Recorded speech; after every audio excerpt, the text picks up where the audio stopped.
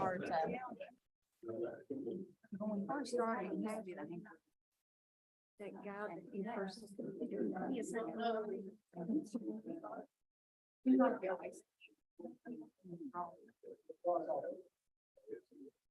So partnering with the Punishers 3 years ago. Yeah. It's not in the wrong. Yeah, I know. What they do. What did you tell me?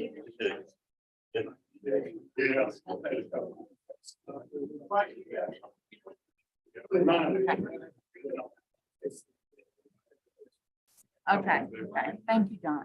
Cleared away from the man. Okay. Hey, Mr. Powell. Thanks, sir. Good, sir. How you doing, sir? Roger Evans. Roger Evans. Nice to meet you. Where are you? Hey, good to see you, sir. Yes.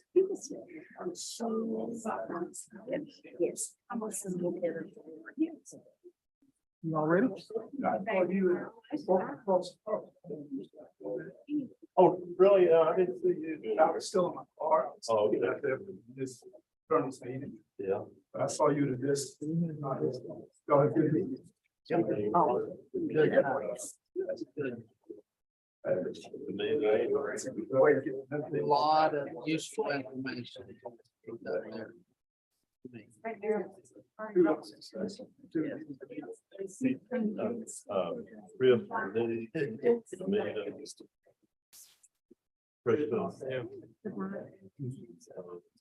Alice.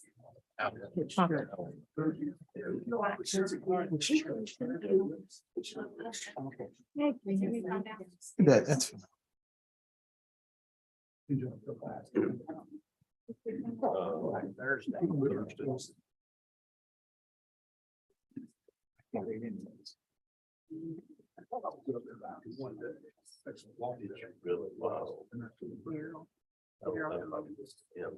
Jim out.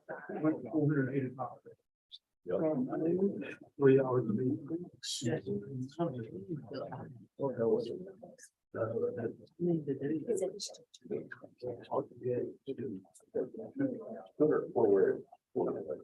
Yeah, that's what it is.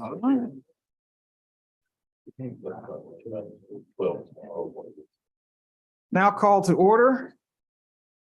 City Council meeting, Oak Hill, West Virginia, August 7th, 2023. Thank you all for being here. Thank you all for watching at home. We will begin with the roll call from the clerk. Mayor Charles Briscoe, Here, Council at Large Bill Hannibal, Here. Ward 1 Council members Diana Janey. Here. Roger Evans, Here. Krista Hodges. Here. Ward 2 Council members Chris Gill, Here. PJ Elder Jr. Here. and Charles Smallwood Jr. Here. Form, sir. thank you. We'll now have our invocation by Pastor Greg Swisher of Calvary Baptist. Yeah, he's not here. He's not here yet. All right, we will have Pastor Bob Thomas, if you would do that for us, please, from the Oak Hill Christian Church.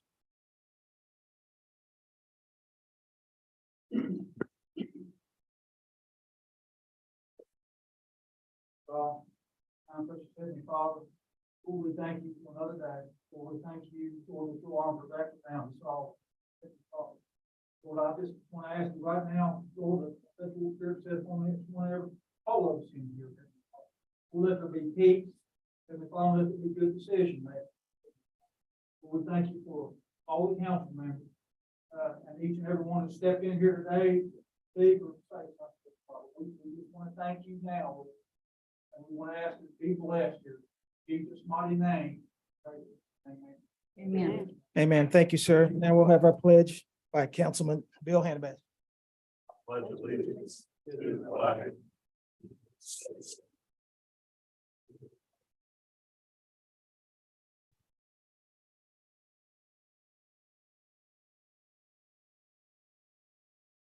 Thank you.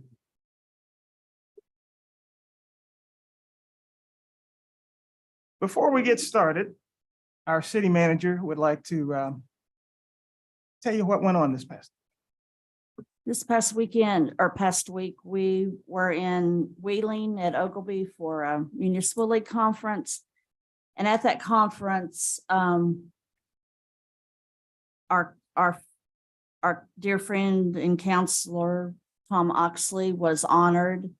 Almost every speaker that talked to us, talked about Tom, mentioned his how friendly he was, how he made everyone feel comfortable when they met him. When he met someone, he just immediately made you feel comfortable. If you were new to the league, then he knew you. He would come, he would search you out and find out what your name was. And by the time he got through, he knew everything about you. So, Tom was a very integral part of the league. He was very involved in the league. And one of the things that they did at the meeting to honor Tom was they have a gavel. It's the presidential gavel. It's about this big that passes from each president, from the old president to the new president. And they named that gavel the Tom Oxley Presidential Gavel. So it has a band on it, and that's what it says on it, the Tom Oxley Presidential Gavel. And Thrasher, in conjunction with the Municipal League, they started an award for city managers throughout the system that are part of the Municipal League. It's called the Heart of Tom Oxley Community Award. And it will be presented each year to a city manager that exemplifies the qualities of Tom Oxley. And along with that award, the city manager gets $2,500 that will be given to a charity of that city manager's choice. So that is how important Tom was to the league. And we're going to show a video now that they had, that they put together and showed to us at the meeting.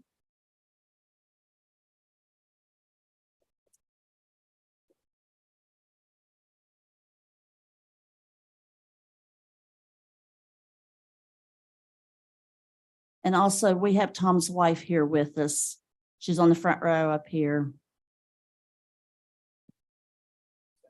Oh, there's supposed to, yes, there is supposed to be sound. Part of it did not have.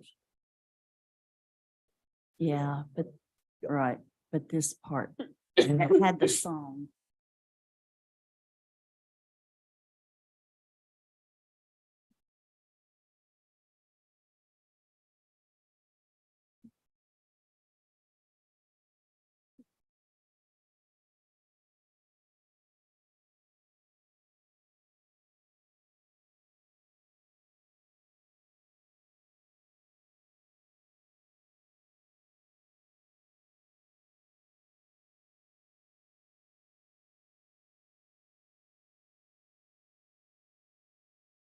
Is it?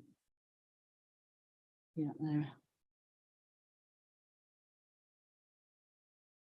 The sound's kind of important.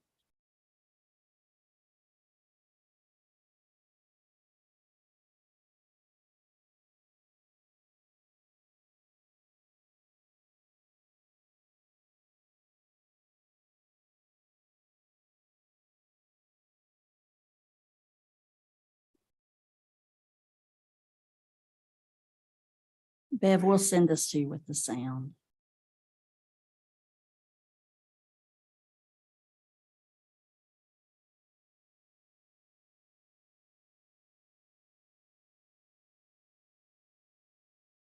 It has a real nice song. That's worth it.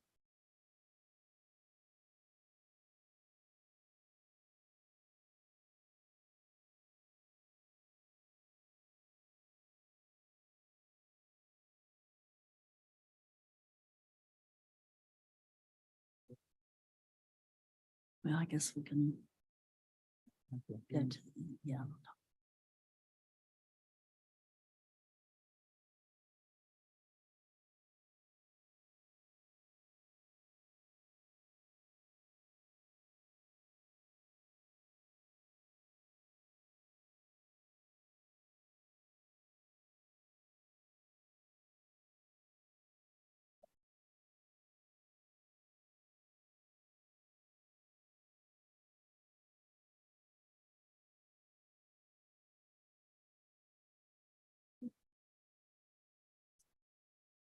I'm sure they were into meanness there.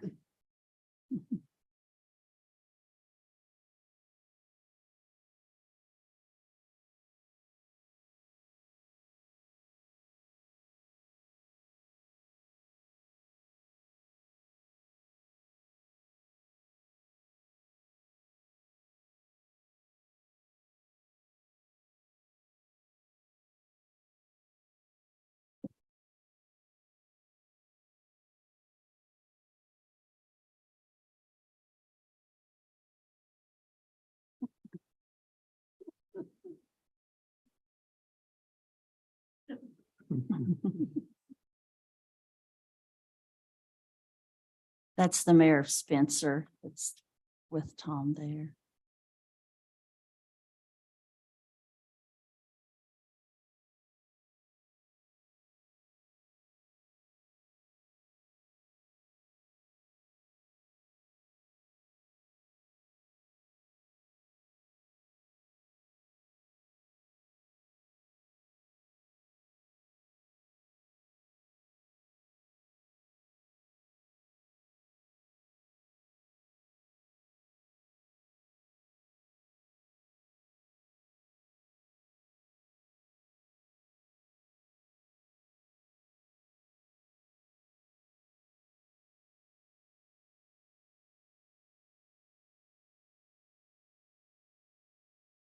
Does anyone else that was at the conference, would anyone like to say anything? I'd just like to say that Tom was obviously well respected by all members of the West Virginia Municipal League. He was past president of the league. He was past president of the City Managers Association. And he had a lot of friends there, like he did everywhere.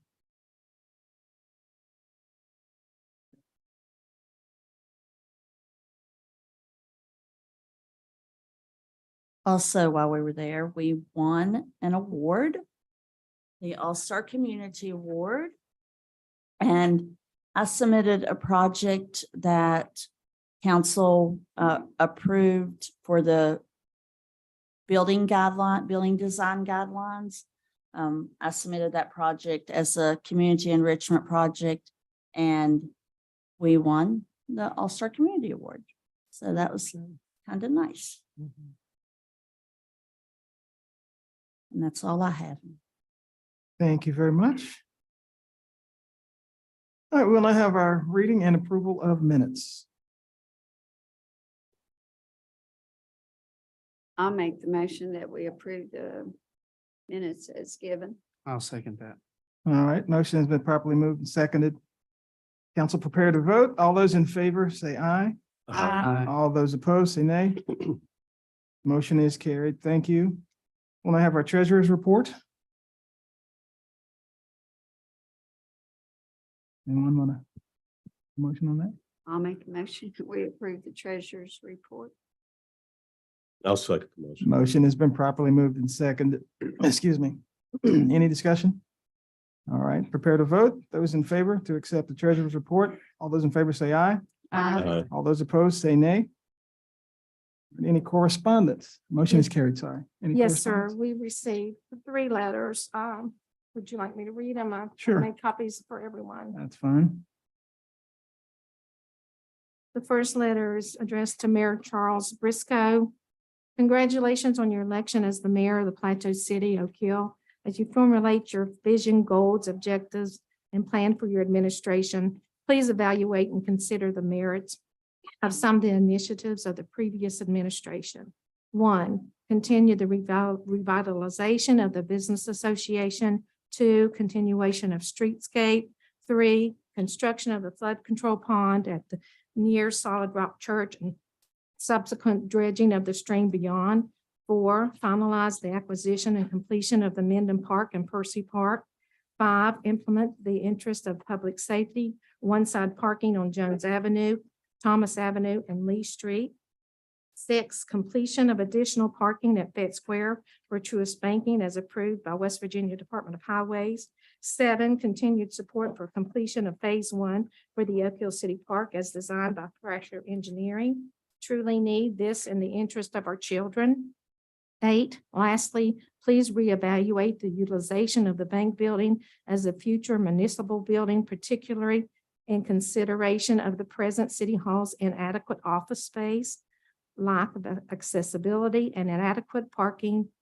Admittedly, we made an egregious mistake by proposing complete and total remodeling for a readily occupant facility, which was an excessive investment.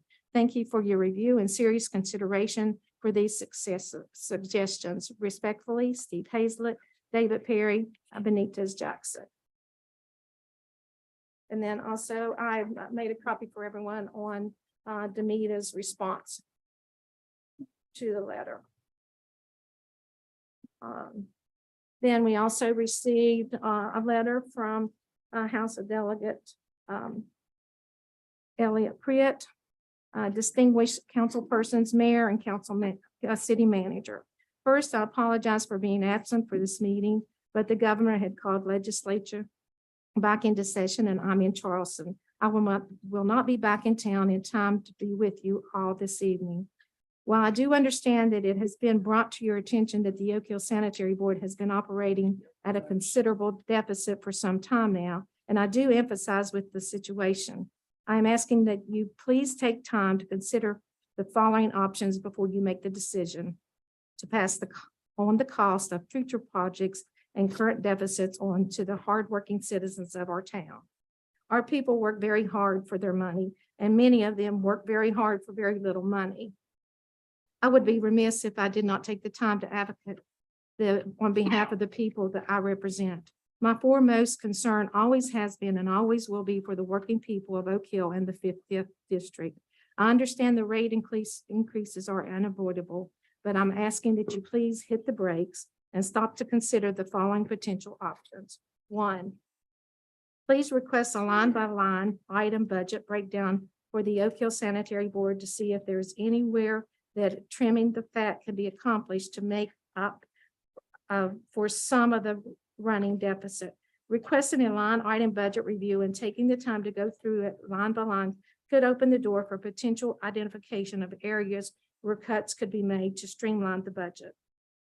2, the city of Oak Hill currently levies a 6% tax on all Airbnb and other short-term rentals within the city limits. But what I understand, the city has had issues reliably collecting this tax revenue for a variety of reasons. Please seek the counsel of your city attorney to see if there are ways that you can begin to collect all of this missed revenue. The city is missing out on quite a bit of revenue because of this. There is a potential for that missed revenue could be reallocated toward the Oak Hill Sanitary Board budget.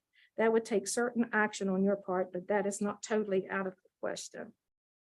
It is my understanding that this rate increase is being sought for sewer line replacement across the city, with West Virginia being absolutely flush with infrastructure money for the federal government due to the passage of the Inflation Reduction Act. There is absolutely zero reason why the cost of this future project should be passed on to the citizens of the city of Oak Hill.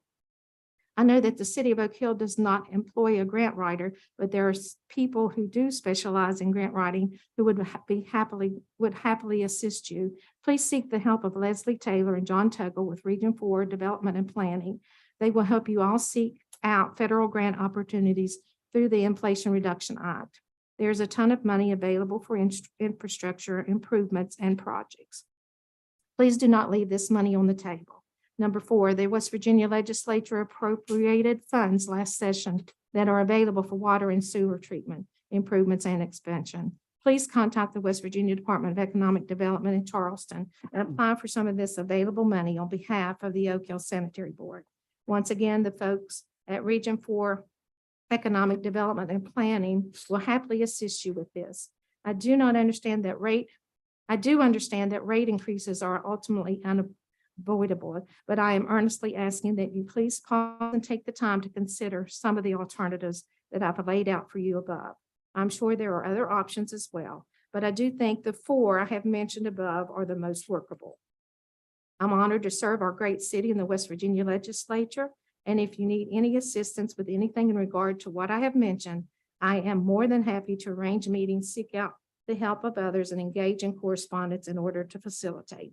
Proud to be your delegate, Delegate David Elliott Pritt. And then, and also attached, Demita's response to Elliott on that. And then we have one more letter. I'll be glad to read it for you now, or unless you want me to wait until it has to do with the city park project. That's fine. We can wait on it. Wait on that. Okay.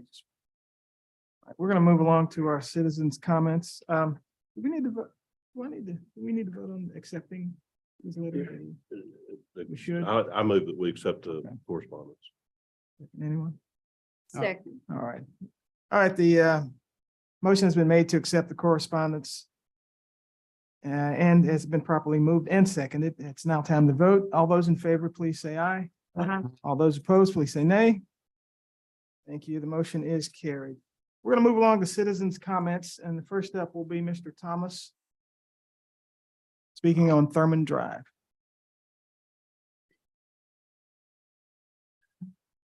Wrong, Thomas? I come here tonight. Wrong, Thomas. Sorry.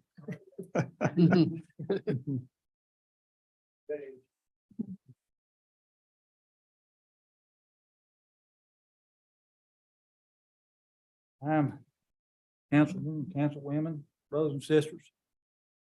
I'm Pastor Bobby Thomas. Come out to make a plea to you, and I hope, the Lord will put in your hearts to help me out here. I'm on 115 Thurman Drive, and I've been there 20 years. And I've had here in the last probably 10 years, I know Chris Gill knows Mike Purdue real well, and I think he spoke to you yesterday on the issue. And but I've got an excessive speeding problem through there. Now, there's probably 20 children in the neighborhood, and I've got two grandsons, a granddaughter and a 2-year-old comes over, and I'm telling you, my home is not like 15 feet off the road. Okay, I've had to go out on multiple occasions. And, I'd rather be going out and preaching the word to the person, but I've had to go out and I've had to stop them. And I said, can you work with me and slow down? Yeah. And then as soon as they take off, man, they're flying up the road again. I've had Josh Jones it might have been this year, early spring. He's a city cop, good friend of mine. He had put the flashing speed limit sign in for me for a couple of months. It worked on some and it didn't work on some. It helped a little. We've tried everything, and my plea is going to is maybe I can get some speed humps put in there. I think that's the only thing that's going to slow them down. And I'm in the road to the section is I've got a copy of the section, a topo map on it. The road is approximately 2,000 feet long. The speeding problem that I have, the place that I have, it's like a 400 foot distance. There's a stop sign that's not 50 feet off at the front of my home. And when they're stopping at the stop sign most of the time, but man, they're doing 30 miles an hour by the time they get in front of my home. And so my concern is that one of my boys is out there because we're out there on the scooters all the time. They're out there on the bicycles, and they'll dart in and out of the driveways. They're kids. They're not going to look. They don't know to look both ways yet and things. Little grandson that steps out the front door, I keep the door locked sometime when he's there, and he'll still go out, And man, so I'm on edge the whole time. I've had to get out, and I said, Lord, forgive me if I'm in the wrong or whatever, because I don't want to be in the wrong. I just want to make the plea, and maybe the Lord will put it in some of all his hearts to help me out with speed humps in there. It's not only my children, then there are a couple of children right next door to me. They play basketball over there. If the gate's open, the balls roll out to the road and crosses to Mike's yard over there. Okay, I've seen them, man, they'll dart right out. And man, if a car's coming, it don't take but one time, and then you got a child that's dead. And so what I'm doing is preventative maintenance, man. And then a peace of heart and mind to me, well, I don't have to keep on doing those things. I'd rather be preaching the word and trying to invite somebody to church than going out there and trying to stop somebody and slow them down. I want to be positive, man, and not a negative man, And there's children up 3 houses up from me that has 5 children and they're on their bicycles and they all come in, man, they get together and they'll ride them bikes. And so out there on the road the other day, I know there was a yard sale and things, and I had the city cops called on me because I'm out trying to slow somebody down. Somebody said I come at them with the hammer and stuff. I said, no. I said, y'all got it wrong, you know. The woman stopped in a dip and revved her car up and she ran on out, you know. And I said, I would never harm anybody. I said, I'm asking them to slow down for me. Okay, thank you, Mr. Thomas. Yeah, But you're- I'll make the plea. we Thank you. appreciate it. Thank you very Thank much. you. Thank you. We're going to move on to Mr. Thomas again.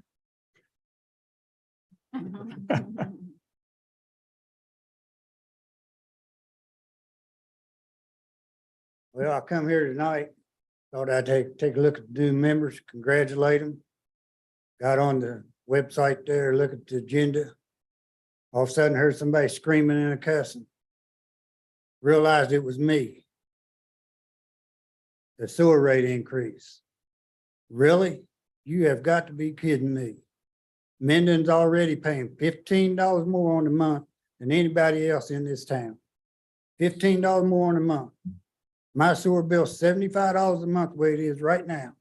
That's almost double my water bill. It's $31 more than my water bill to be exact. And now you want another rate increase? I got an idea. You need money? Why don't you people in Oak Hill start paying the $15 more extra a month that we're paying? Maybe it'll even things up. Maybe make a fair deal. Let's get that done. No, you want to bleed Minden dry. I got news for you. Minden dry. It's been dry. That's the reason we're down in Minden. We're stuck. We can't afford to live nowhere else. And you keep wanting to keep hitting us with sewer bills and stuff. What have you done actually done for Minden? Name one thing that you've done for Minden, not to Minden. God knows you've done plenty to Minden, but you ain't done nothing for Minden. I take that back. You know what we got out of this since we've been annexed in this town? 3 damn streetlights is what we got. 3 damn streetlights are $15 a month extra on our damn sewer bill. That's all we've gotten. Damn sewer line we didn't need and a town we didn't want to be in. Now you're going to hit us with this? It's bullshit. Because you need money, look in your own damn pockets and quit trying to rape Minden. All right, thank you, Mr. Thomas. Mr. Alshire, are you present?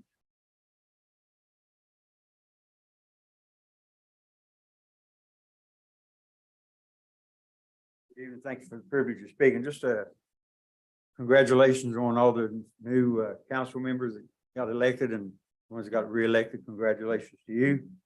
We're talking about democracy as when the pastor was praying. Democracy in this country is it's kind of fallen off, and so we ought to be thankful and grateful today that we can open a meeting like this with prayer and rely more upon God than ourselves for knowledge and wisdom in leading the city. And I know the city's got their hands full of stuff to take care of, and beating a dead horse in the mouth doesn't do any good. But I'm hoping that the city council will look at, I'm not trying to say anyone did anything illegal. I'm not saying that. I'm just thinking that we spent $675,000 on a building. No one knows how the negotiation went. And I'm asking the city if there's some way possible that you could investigate how it took place. How it took place. How did they come up with that number? I know it's watered under the bridge and we're stuck with it. But I'm hoping that will never happen again. I'm hoping the council will come up with some solution. And this has to do with democracy. We know that the ones with the most vote win. We understand that. But I'm really hoping the council will come up with a solution, not allowing 1 or 2 council members or a mayor with them or whoever it may be to go out and cost the city $1.5 million like they did. I don't think it's just not right. And I'm hoping the city council will come up with a solution to, it will take 7 votes. I know you say democracy, but sometimes we need to sit back and kind of reevaluate how we need to do something.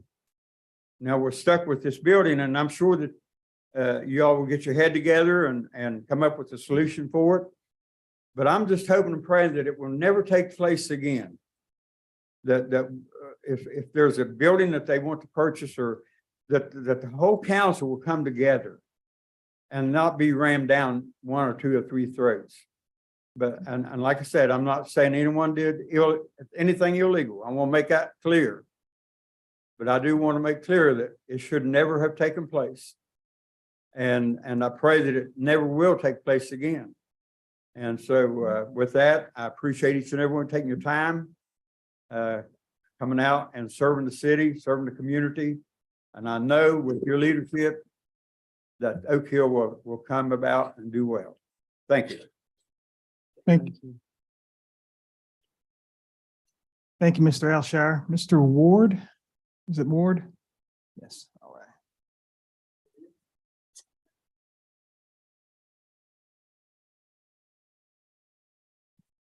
I'm like Mr. Thomas over there. We don't need no more raises in Minden. Y'all keep raising stuff, and people can't afford to live down there. I got a granddaughter, works 2 jobs with three kids, and she can barely make it. And y'all want to ask her for more money for water, storage, and everything else keeps going to food and everything.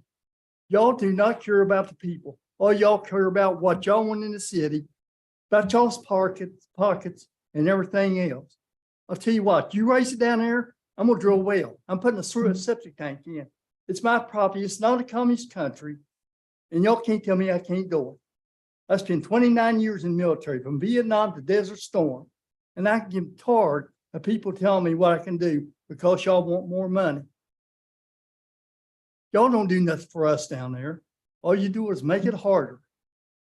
And all y'all care about is y'all's up here, what y'all want, and not what the people needs, what they want. I mean, there's no sense in it.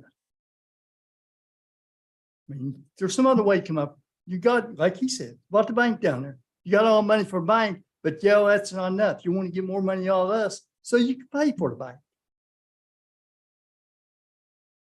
Y'all people don't need it. If you do go to church, you need to get down on your knees and pray for that forgiveness, because y'all sure ain't keep teaching the people right or treating them right down there. There's no sense in it. I mean, they can't pay no more. A lot of people down there can't pay no more. They can't hardly buy food and medicine. And y'all want more. I feel sorry for y'all people, I tell you.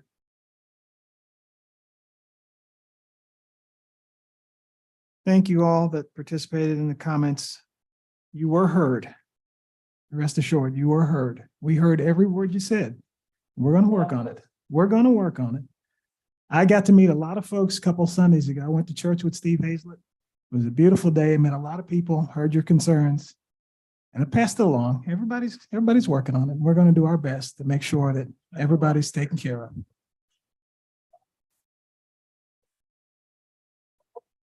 About the thing and what they want, but they don't care nothing about all these people. And what they got to pay, and what they got to fight to work the vehicle. I mean, like a single mom with 2 or 3 kids, like my granddaughter, works 2 jobs. Yeah, she can't afford stuff. All right. You new members. We understand.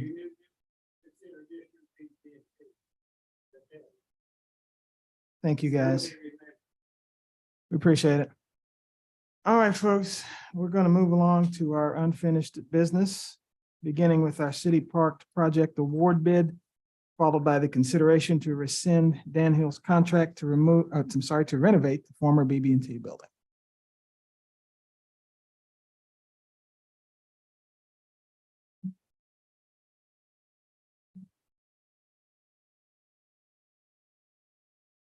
Good evening, everyone. I know a lot of new members on council. Just to introduce myself quickly in my role in the project. My name is Sam Rich, and I'm a project manager at the Thrasher Group and have been working with the city of Oak Hill on the master plan for the park, city park, as well as the phase 1 renovation design and bidding. Just to kind of give you guys a recap of where we are in this process. This is the second time this project has been bid. Both times we have done a class 2 legal advertisement to solicit contractors. This time around, we actually advertised in the Raleigh Register Herald as well as the Charleston Gazette. In addition to that, Thrasher sends out notifications to lots of contractors trying to get interest in the project, notify them that this is an opportunity to bid on some public work. Last time we received no bids, so we had to kind of go back to square one, revisit a few things in the scope of work and the schedule. And then we obviously advertised again and went through the entire pre-bid process and tried to, recruit contractors to bid on the work. Unfortunately, we got a bid this time, but we only got one bid. We had a contractor that I thought was going to bid the project to give us a second bid and had to back out last minute because of a bonding capacity issue. So the bid that has been passed out to all of you. I don't know how much time you've had to review it, but I just kind of wanted to review where we are overall with the project and kind of need to put a decision in front of this body tonight to advise us how we need to move forward. So the total bid came in at $1,487,470. As far as the overall project budget, there are our fees, $130,000. The skate park, which is a separate contract, is not included in this bid package, is $550,000. And then we're also allocating a 5% contingency, allowing for anything that may happen during construction or any change orders. That amounts to $75,000, which would put a total project budget at $2,247,470. Previously, this body had, the Oak Hill City Council had voted to approve $1,800,000 to the overall project. So right now there's a shortfall if we were to move forward with this contract as what the Oak Hill City Council had previously voted to allow of $447,000. What I kind of want to discuss with you are options about how we can move forward. And then I'd like Demita to talk about some of the funds that could be allocated to the project if we were to move forward with the ARPA funding that's available through the city. Option one would be to approve additional funding to cover the project cost. Thrasher, the contractor, and the city of Oak Hill will work to identify cost-saving measures to reduce the overall project cost so that unused funds can be returned to the city's budget and allocated to other projects. I've already had a conversation with the contractor, which, by the way, was Veritas Contracting, and they were based in Fairmont. I think that there are some things that we can change in materials and probably present some pretty significant cost savings. I think there's also a lot of things that the city could install themselves, purchase and install themselves. So you could save on labor and material markup, some of the athletic equipment that's associated with the baseball field as an example. So there are definitely some ways we can get this number down. But because we received one bid, we do have the latitude to negotiate with that contractor and would be able to work with them to reduce the scope, issue a change order. But in order to authorize, them with a contractor, we would need you to approve the full amount to move forward with that contract with the knowledge that we are going to work to get the price down. Option two would be to rebid the project. I think given the difficulty that we've had in getting bids for this project, that's not something that I would advise we would do immediately. We would probably wait until things are a little slower in the bidding world. Contractors are very busy now. There's a lot of infrastructure projects. A lot of communities like Oak Hill have these types of projects that they're spending ARPA funding on or have gotten congressionally directed spending requests for. It's just a very busy bidding market. And I think that's been part of our challenge in getting, competitive bids for this. And then option three would be to consider bidding the work out in separate scopes, to multiple contracts. This is a difficult project for a contractor to look at because it's multidisciplinary. You have building work, you have electrical work, you have site work, paving work. So there's lots of subs that are going to have to pull together to get a project like this done. We could consider just bidding the buildings out as a contract and doing the site work as a contract. And you may see better competitive pricing for that reason. And maybe would also open you up to some smaller contractors. To get the bonding capacity for a job like this, it would have been pretty significant for a smaller contractor to even consider. If it's just the building or if it's just the site work, some, smaller companies may be able to take a look at it. Those are kind of the options that we have that I've just kind of put some thought into about how we can move forward with this. I think, I certainly want to answer any questions. To me, I wanted you to talk about funding that is available and ARPA funding or maybe sales tax. Just to let them know kind of what's on the table to be allocated. And I think at the end of the day, we just kind of need some direction from this group about how you want us to move forward.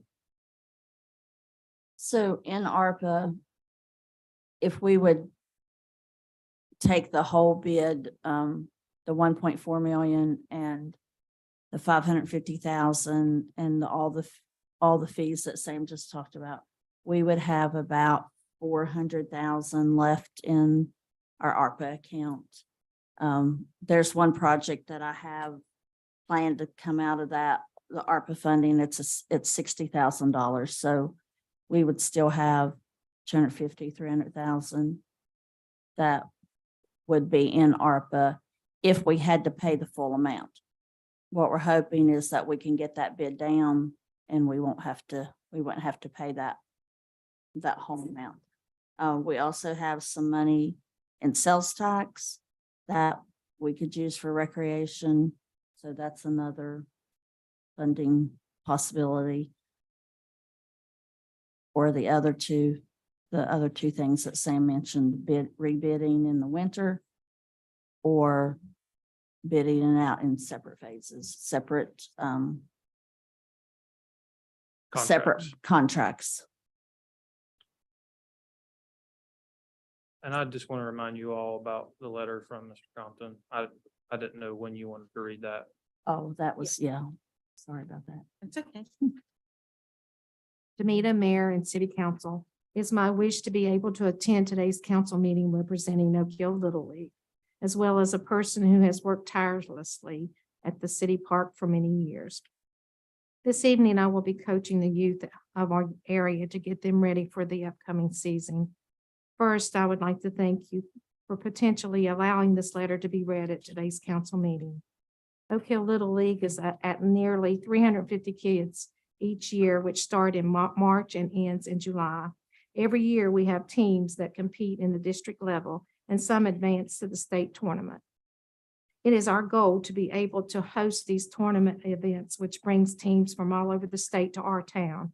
If you or council have noticed, we have hosted several travel ball tournaments since the season has concluded, and it has packed the park for several weekends. These tournaments bring in teams from all over the state, which in turn provides business to our hotels, restaurants, gas station, and others. The reason we don't have more is because of the lack of nice facilities. Now, I know we are well on our way to remedy that, and for that, I appreciate all who has a part in that. With that said, I understand that the bid has been a challenging process thus far, and right now, we have a bid that is over budget. I know the first instinct would be to look and see where we could start cutting some costs to help bring it down. I particularly don't like that way of thinking. I don't think cutting anything away from the original plan is the way to go. It is my vision that I would like to see the city step up and help offset the overreach by funding the difference. It is time we really start investing in our youth in Oak Hill. I have lived here all my life, and being able to stay here is something I don't take for granted. The future of Oak Hill is in the youth of our community. I see these kids every day for months on end, and when I say they are world changers, I truly mean it. It is time for Oak Hill to invest, and what better way than to invest in the youth that play here, live here, and want to stay here. I appreciate the work of all of you. It's not easy being in your seats, but all you were put here for a reason by the community that is starving for something new. That is where we start. I want to be here to help in any way I can, and please don't hesitate to call me when you need me. Sincerely, Brad Compton. Sam, I'm looking at this. How would we break this down into sections? So basically, the baseball building complete, which is a concession stand, restroom, and a second story press box, which will be centrally located in the middle of all of the fields. That's something you could look at just doing as a contract by itself. You wouldn't have to do anything more than that. And I think you could see possibly a savings if you did it that way. Everything else that's in the scope, minus the dugouts, which are not as complex as the concession stand building. It's just an open air structure that's a block and a metal roof.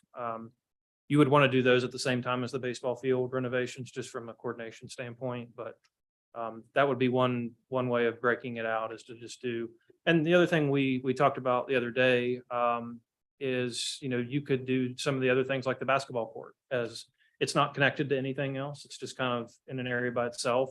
The price that we got for the basketball court, I'll be honest, I don't think that it was more than what we really anticipated, and maybe a little bit. You might see some savings if you bid something like that out separately.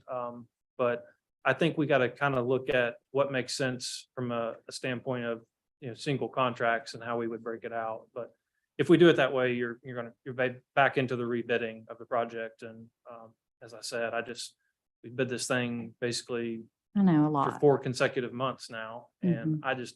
I don't know if doing it right again is the right thing, or if we should wait till, late fall to start bidding it for the work to start next year. You think that's a reasonable bid for that building? It's hard for me to justify, Okay, but just honest opinion. okay. I think it's an important part of the project. It's Right. certainly the most expensive thing, no matter what. There were some things I talked with the contractor about, how do we get the price down on that building? We had roll-up doors on the windows on the press box. One of the thought behind that was, balls hitting it or people throwing rocks at it, just from a vandalism standpoint, trying to use metal doors instead of glass windows. But there are things like that. I mean, those doors are expensive. I think that there's some material changes in the flooring in both the ground floor and the top floor that we could go a little cheaper, still accomplish what we need to. So I think there are ways to get that particular price down, probably significantly. But that's just being fully transparent with the contractor. We got to get this price down what's costing me so much money. Right, because that's the most expensive part of this bid. It is by far. Sam, the mobilization and demobilization is, it's always a sticker shock, but on this project, it's $115,574, which, believe it or not, that doesn't seem unreasonable for a project this size. My question is, if you broke it down, do you think that figure would be affected positively or negatively if you broke the project down into 2 or 3 phases? It's hard for me to say exactly, Bill, because if you had smaller contracts, smaller companies with maybe less overhead, Right. that number would be, because a lot of what is in that number is overhead, company cost, insurance, Right, bonds. Certainly that number could go down or it could go up. okay, The general thought behind it is doing it all as one contract. It's generally cheaper because you got one company mobilizing in, right, but it's just tough to say. okay, And I think that number, based off the total value of the contract, is not out of line from what we've Right. seen on other projects in the region. right. So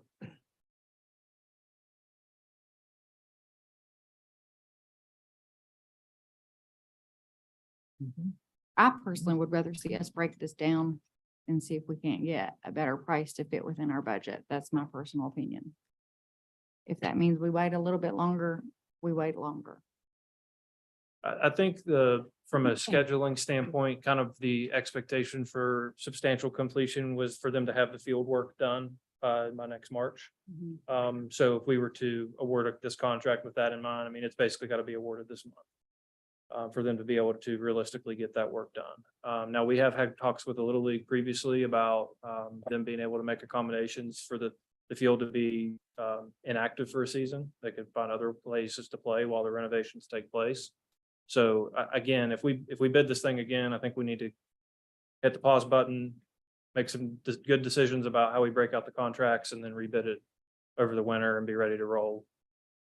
You could be ready to roll as soon as the weather breaks and just go ahead and assume Little League, you guys can't use these fields next year. Right. Which we've been told on multiple occasions that would be acceptable. So I didn't talk about the schedule, but that was, I think, important. One of the concerns I have, if you start breaking it down, is, the availability of this guy, and then you're caught, you finished one phase and then you're waiting 2 or 3 months for this one to come in, and you look in hindsight, and you think, well, maybe we should have just took it all at one time and worked with the contractor to try to get the, some of the price down on it. Myself, I'm in favor of one contractor doing the whole thing. And that way you've got one person that you're holding to the timeline and the pricing and change orders and all that. To me, it would seem like it would be much more feasible and simpler to do it that way. It's just a thought. It certainly is. It just makes the whole process easier. And I think the other thing, I was talking with Demita about, let's say we bid them out separately and we get a bid. We could get 5 bids on the site work and no bids on the building. And then we're at this kind of difficult position of, they kind of need to move together around the same time at least. It would certainly be okay to separate them out, but I think that's one challenge we have with that is the electrical service for the lights on the field we're rotating will be located inside of that building. So they've got to be somewhat coordinated. Demita, did we not a year and a half, 2 years ago, prioritize ARPA funding that you spoke about a minute ago for 3 different areas, one of those being recreation Recreation, drainage, and the sidewalks? sidewalks.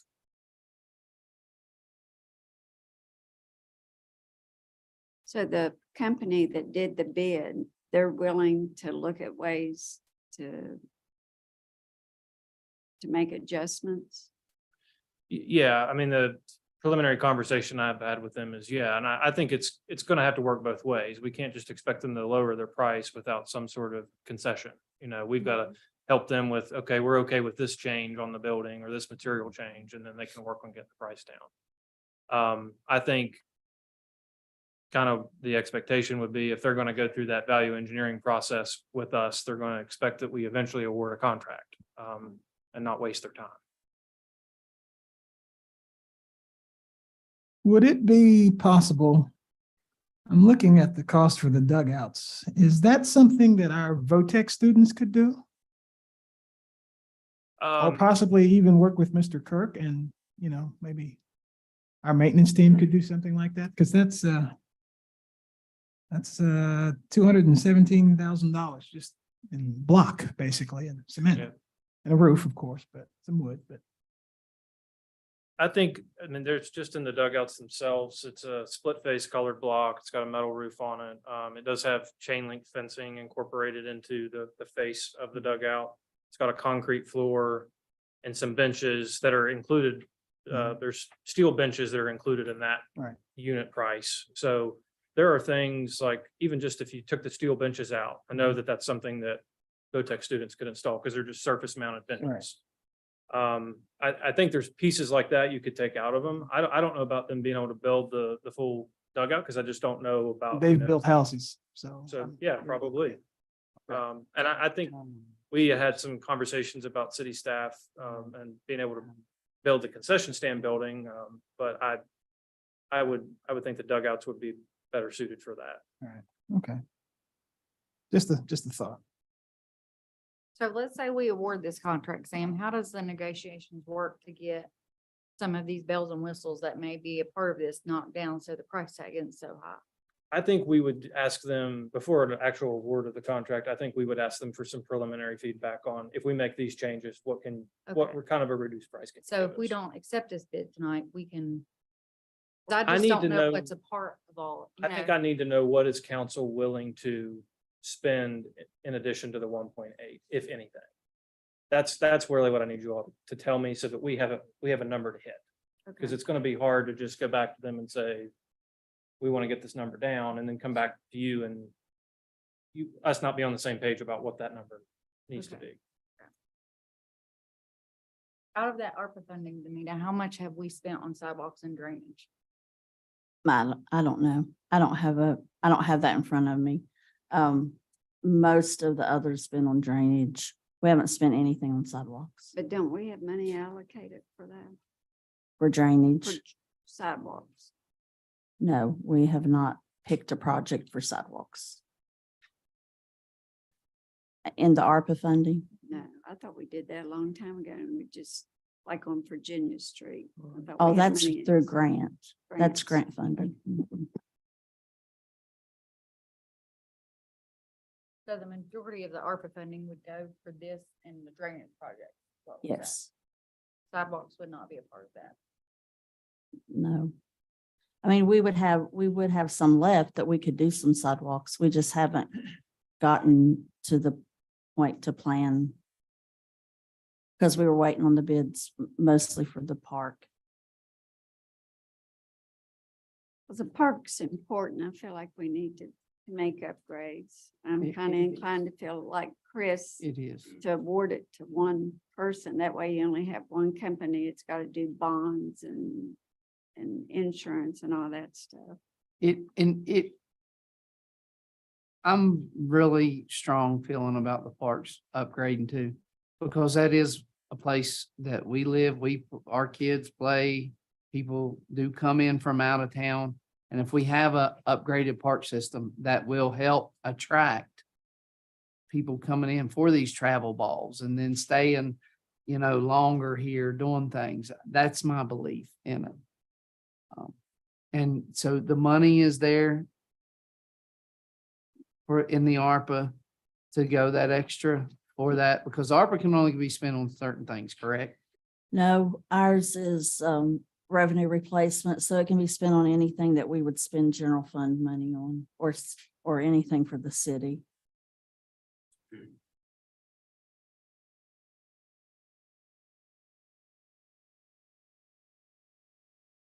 Well, I'm gonna go out on a limb and motion that we accept this bid and supplement it with the ARPA and so that we can get it all done at one time. And try to negotiate down Yes, what we can. yes. I second the motion. All right, motion's been properly moved and seconded. And the reason I do is this project has been in the works for a long time. All right, I agree. I would just hope that we can lower this as much as possible. If there are unnecessary bells and whistles. Yeah. We need to remove that from this. Agreed. any other discussion? All right, council, prepare to vote. All those in favor, say aye. All those opposed? Motion is carried. Thank you, Mr. Rich. Thank you all. Thank you, Sam. Number 2 is the consideration to rescind Dan Hill contract to renovate former BB&T building.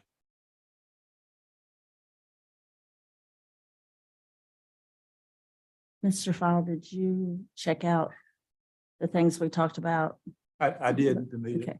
Okay, She had asked me to see if it would be possible to rescind through a motion that was by previous council passed, which I believe approved this contract with Dan Hill. And I did research that issue, primarily looking at Robert's Rules of Order. And it is my opinion that the prior motion can be rescinded. It would take a motion from council tonight in a second, and that would be open to discussion by council and then a vote on that.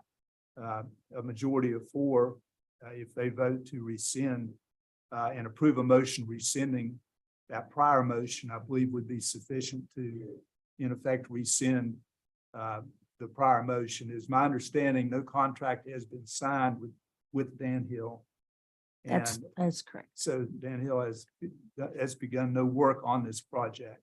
So that, based upon that, I think it is possible through a motion to rescind the prior motion approving that contract. So I hope Okay. that answers your question. Thank you.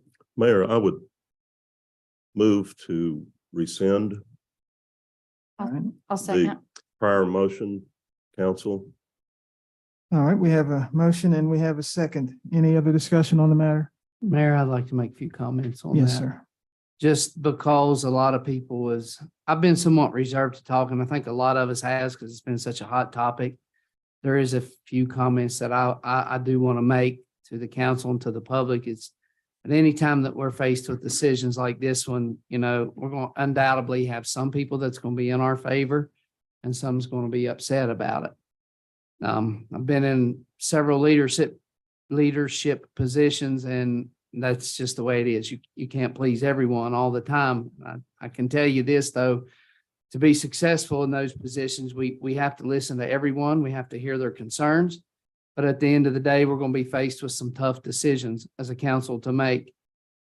This being one of them. We'll not agree on everything, nor should we agree on everything, because if we can't agree to disagree, then we become a governing body that's not focused on growth, but it's one that is nothing more than a narcissistic dictatorship focused on tyranny and control, in my opinion.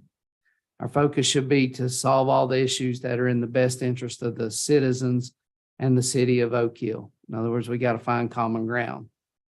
There's a lot of people who are voted in the election, and they're waiting to see who we are, where we stand, and what we're going to do on this one particular item. And I want to speak out and let everyone who voted know where I stand on this, that we as elected leaders are expected to be good stewards of everything, and that includes tax dollars. And I feel, and the citizens who I know that voted for me, and particularly that I spoke with, feel like wasting any more money on this bank building is not being good stewards of your tax dollars. Recently, myself, along with some of the other members of council, but not all of them, received an email from a former council member. And in that letter, he stated his views on their decision that they had made before, and I respect that. But he also suggested that we take a tour of the bank along with the building that we're currently in. And I would like to say that I have toured both of them. And it is my conclusion that the front of this building that we are sitting in now looks perfectly fine to me, but more importantly, it's fully functional. It has more space. Its insides are intact. And in talking with everyone, everyone is happy here. On the other hand, the bank building, in my opinion, it's like a lot of people. It's empty and it requires a lot of attention. I'll admit it looks really nice. It does. It looks really nice from a distance on the outside. But the closer you get, the worse it is. And you begin to notice all the flaws. So if beauty is only skin deep, then let's look on the inside of it. And because on the inside of something is what matters most.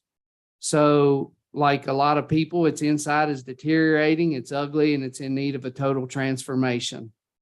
Now, I totally respect, I want this out there, that I totally respect Mr. Dan Hill. He's a very reputable contractor, and I understand what effort he has put in to get this contract. But in reality, he put forth the same effort to get this contract that all the other contractors who submitted a bid that were higher that did not get awarded it. They bid on it also, and they didn't get it. And as someone who works with contractors daily, I work with them every day. I sympathize and I totally understand why he would want that job. And I respect each of the council members and their decision to do what they feel is right. But for myself and for the citizens who voted for me, and the ones who weren't even in my ward that didn't vote for me but spoke to me, I'm their voice and their vote on this particular issue. So therefore, I cannot support spending any more money at this time on that building for that purpose. So I am in favor of rescinding the contract with Dan Hill for the purpose of the city hall. But since the administration before us has purchased it, I do think we should look into other options with public's input on what is to be done with it. And that's all the comments I have on. I agree with you 100%. Absolutely. Thank you, Councilman. All right, we have the motion. We've had the second. Are you prepared to vote? We've had the discussion. I'd like to make one other Sure. comment too. And I, first of all, I agree with Mr. Gill, and I bring attention to the correspondence that we received during this meeting from Mr. Hazlett, Mr. Perry, and Mr. Jackson. Item number 8 speaks of the municipal building and their desire that we reevaluate the utilization of the bank building as a future municipal building. And it also states that proposed was a complete and total remodeling for a readily occupant facility. And I believe that it means that the facility is readily occupied. It was move-in ready when it was purchased, and Yeah. that simply was not true then, and it's simply not true now. And it's not a lavish remodel that costs all this money. It's things that have to be done for that building to be occupied, and it's not and was not move-in ready. I want to make that clear. And also I hear that some of that blame for the huge expense of $2.2 million is laid upon the employees of the city, the transition team, as wanting it lavishly remodeled. And that's a spin. That is not true. It's $2.2 million in order to be occupied. So I want to make that clear.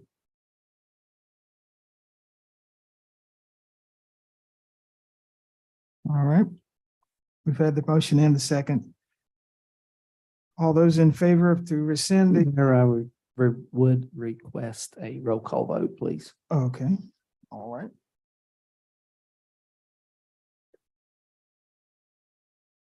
Council at Large Bill Hannibal, Yes. Ward 1, Councilmember Diana Janey, Yes. Councilmember Roger Evans, Yes. Councilmember Krista Hodges. Yes. Ward 2, Councilmember Chris Gill, Yes. Councilmember PJ Elder, Yes. and Councilmember Charles Smallwood Jr. Abstain.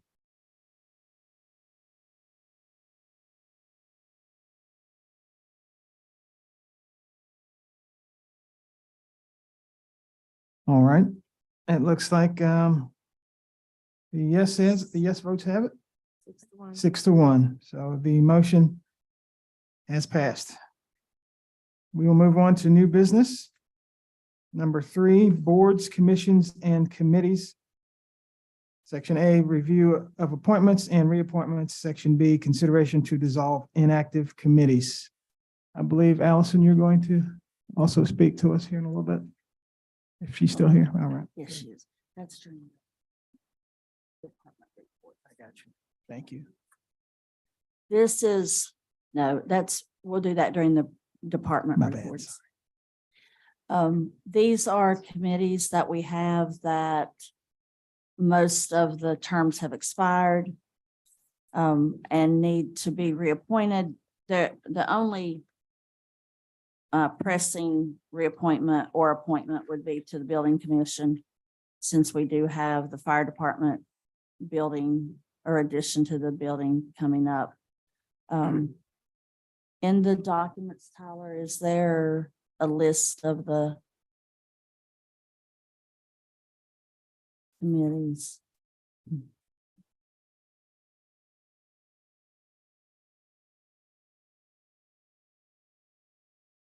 So these are some you can be thinking, or if you're ready to reappoint some, you can also do that. Some are inactive that we may want to do away with. And I think there may even be some people in attendance that are willing to serve on committees. So council is, you all don't get a choice on those. You have to stay. The sanitary board does not have any terms expiring right now, so we don't have to do anything with that one. The planning commission, we have Jim Ross, who is expiring, and Don Williams.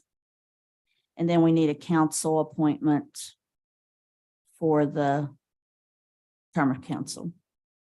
Matthew Winder and Steve Moss are on, their term expires in 2025, and Kay Ballard is 2024. I would like to sit on that board as council if no one else wants to sit on it. Mr. Harding's position was with last council too, wasn't it? It said term of council. Yes, and so- he has resigned effective August 31st. And Ben Love will be the administrative person on that committee.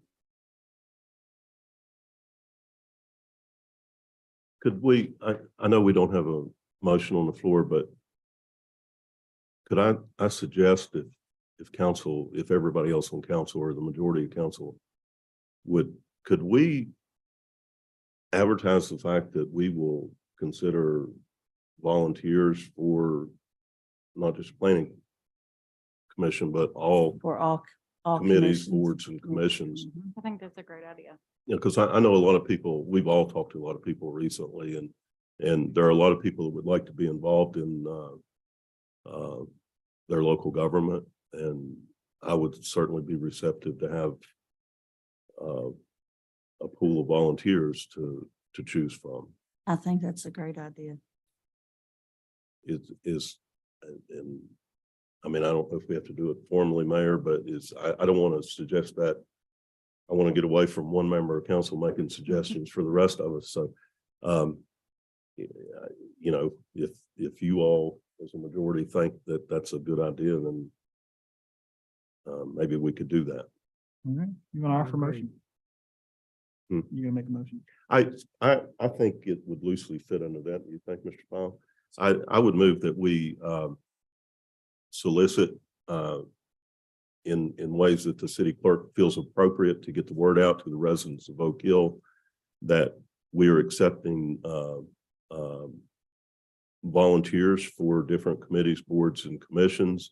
They can submit that in writing. Be due by next council meeting or. That would probably be good. That's a month. And that it's a good way to get involved in city government, make decisions for all of us. And I'm rambling in the middle of a motion. I'm sorry. I'll amend my motion to say that I move that we authorize the city clerk to solicit in ways she thinks is appropriate for volunteers to serve on committees, boards, and commissions within the city. And that would be due by the next council meeting. I'll still second. Motion's been properly moved in second. Any further discussion?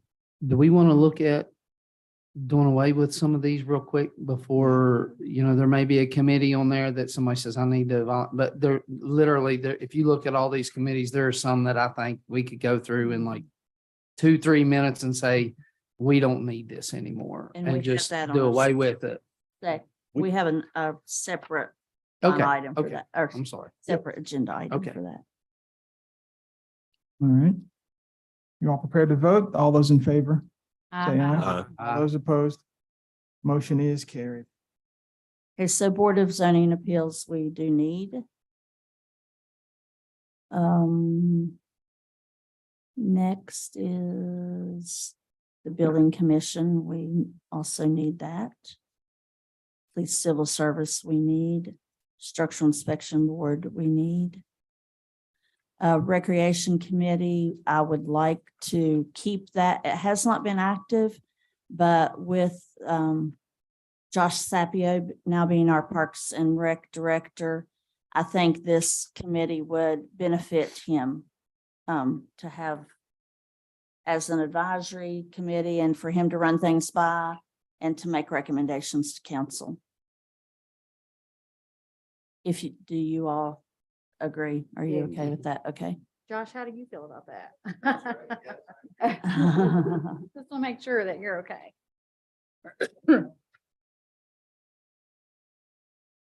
Beautification. Is the Do you have a? beautification committee?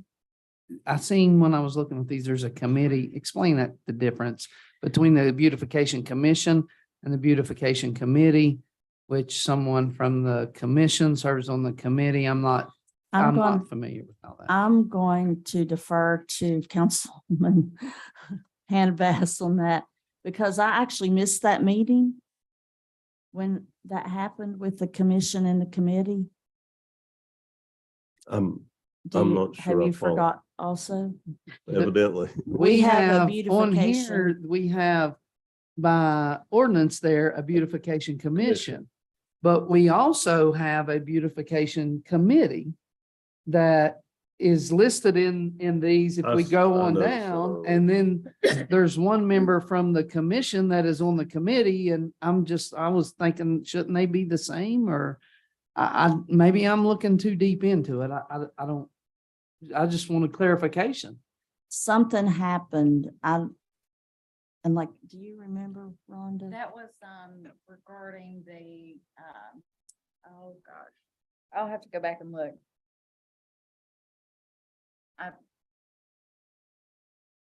Is it? Well, I don't think something we we need need? both. No, we don't need both. I don't Okay. think we need both.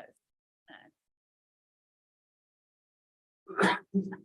So I think the commission is in our It's an ordinances. ordinance that we keep it. It's a So- standing committee. Yes. I would suggest doing away with the committee.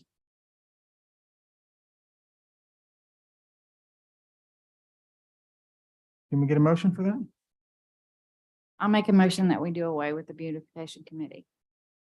I'll second that. Yeah. All right, thank you. Motion's been properly moved and seconded that we do away with the beautification committee. Any other discussions on the matter?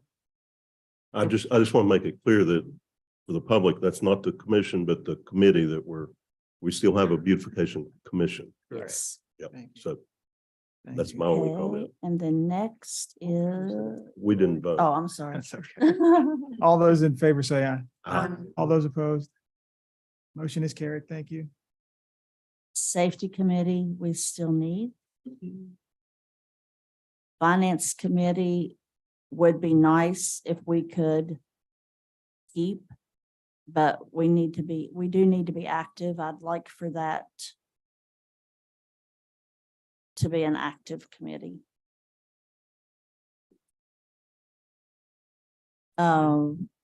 Rail Trail Committee, I think I don't know your opinion on that. I think it's very inactive. We have, I don't know. Recreation. Yeah, the Recreation Committee could handle that same thing.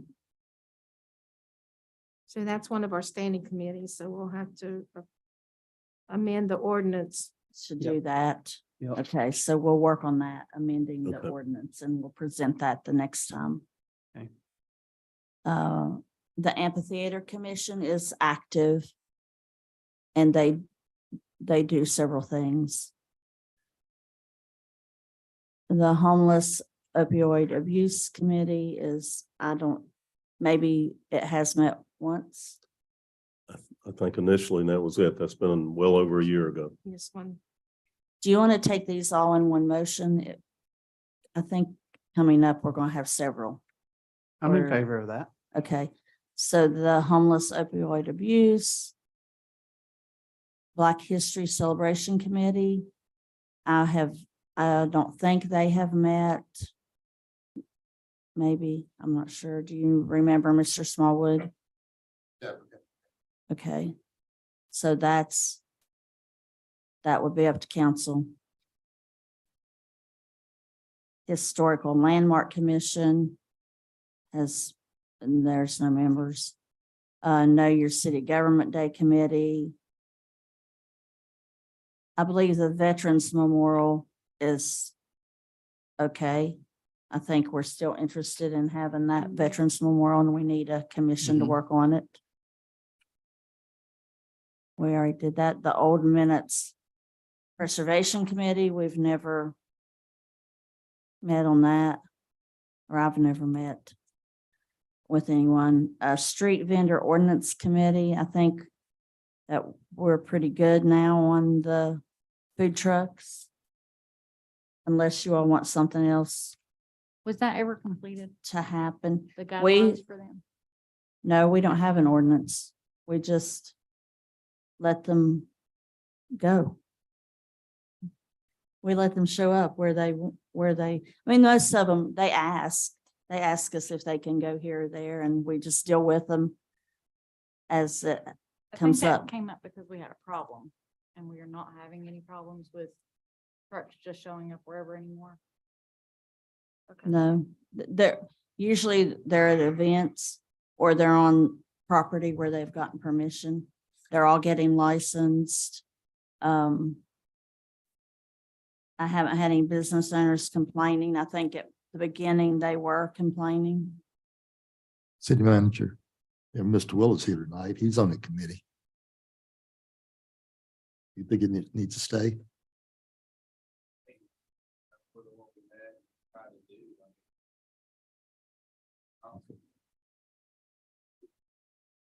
Miss Um, Brooks is here too. Michelle, do you have any comment?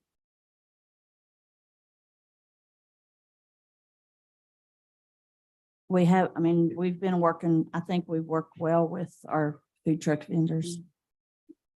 We have a food truck park at Lock Galley, so the Virginia Street Sidewalk Project Committee, I'm not sure about that one.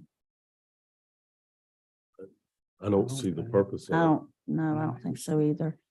The Fire Department Addition Committee. Where's the chief? Oh, I think that's basically finished, don't you?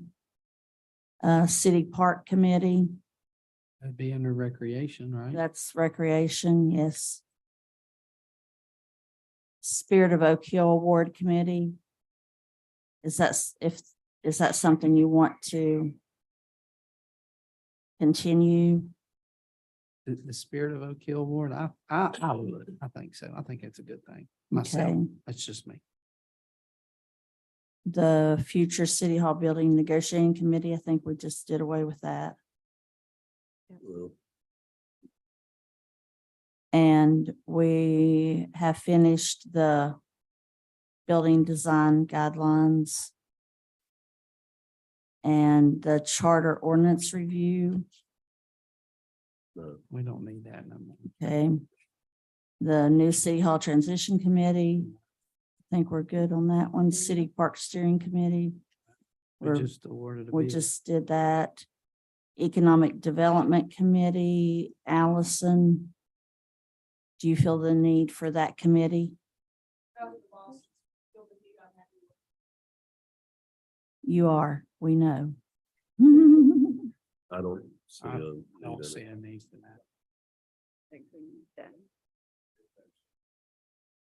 What did,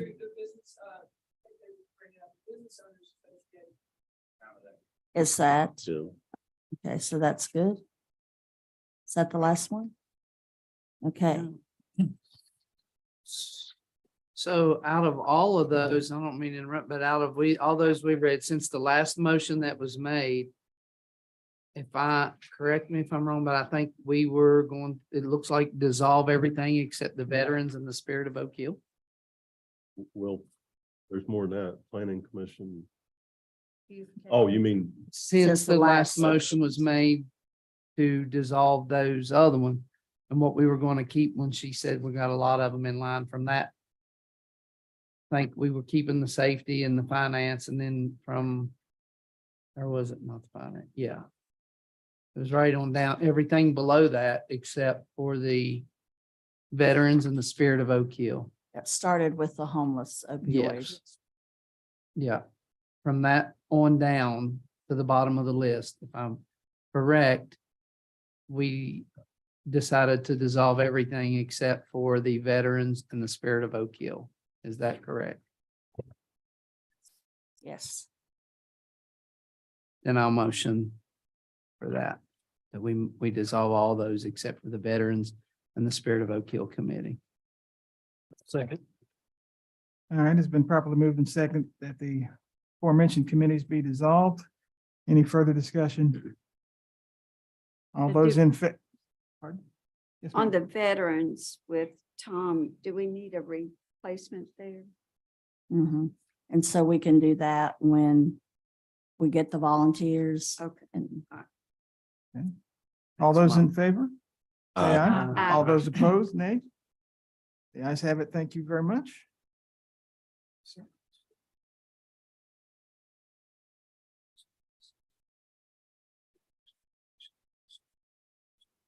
Thank you. I'm going to make a quick correction. Mr. File is on it. I said it was 6-1. It was the vote to rescind Dan Hill was 6 yes, 0 no, and 1 abstention. Thank you very much. Good to have a lawyer, folks. Yeah. All right, we're going to move along to number 4, the annexation of Greentown Loop property, first reading. This is property that we own out on 19 off P Ridge, close to the P Ridge exit where we want to put a welcome sign.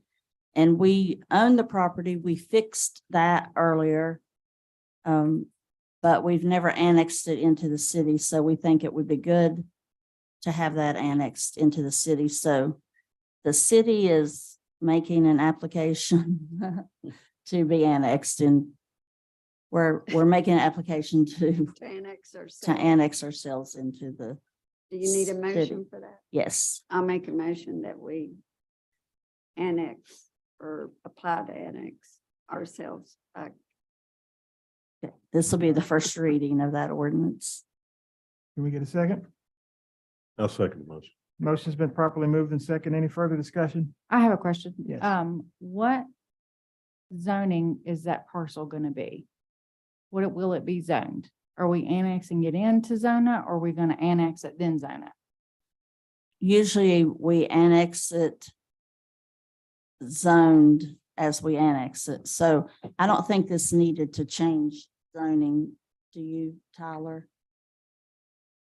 I don't think we looked at that. About Department of Highway regulation of signage.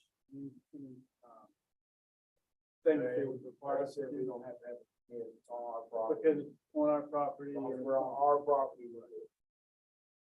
So what does that mean? It's zoned, this property is zoned as right now?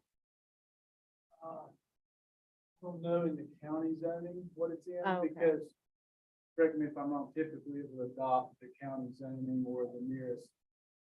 Right, so right, we bring it in the way the county has it unless there's a request with it to change the zoning. I got you. Okay, thank you.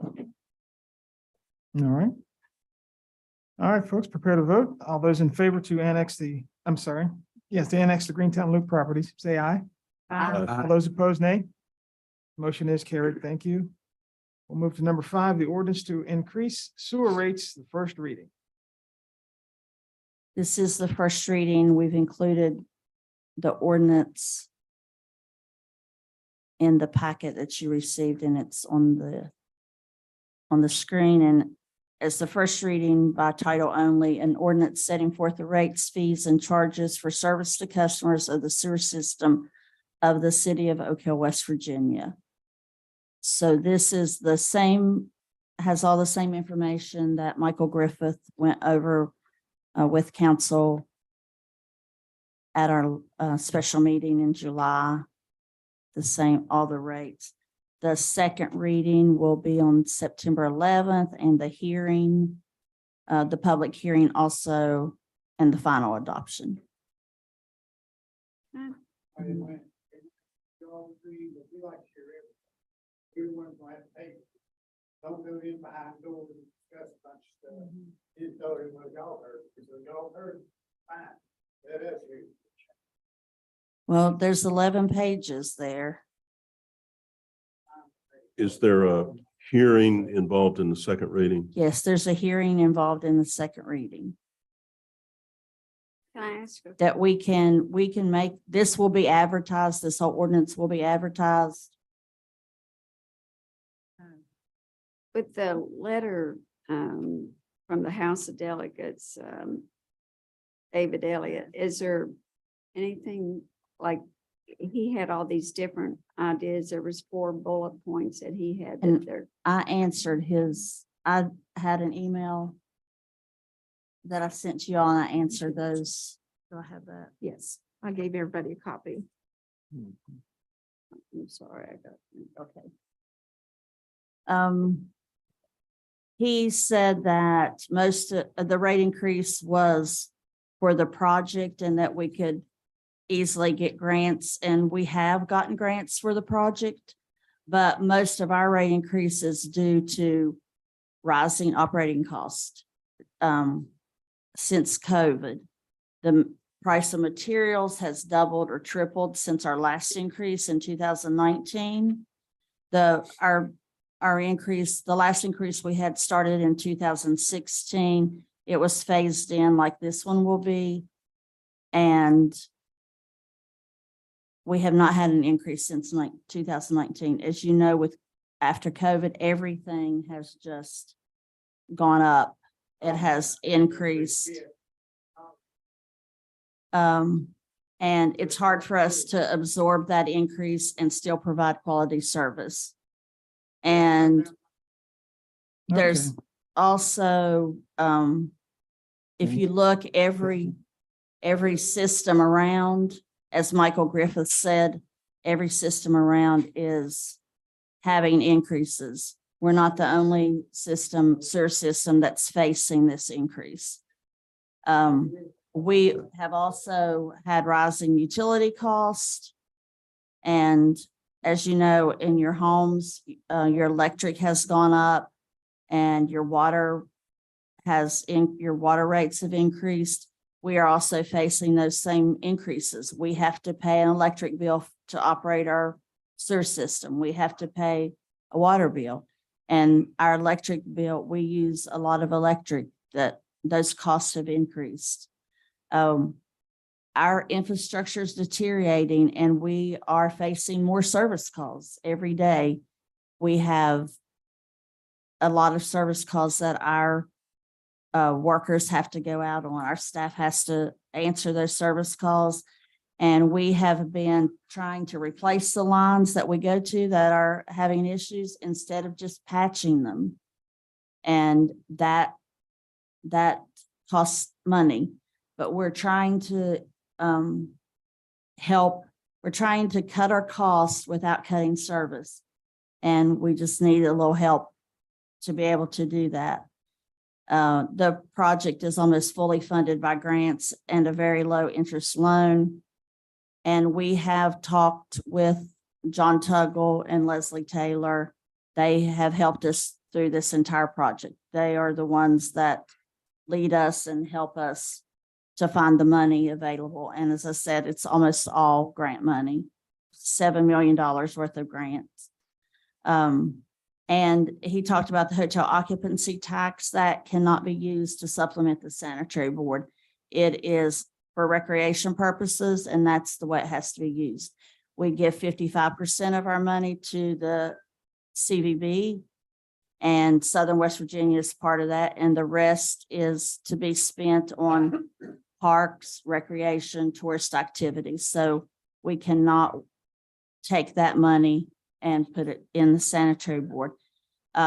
We are collecting hotel motel tax from our hotels and motels.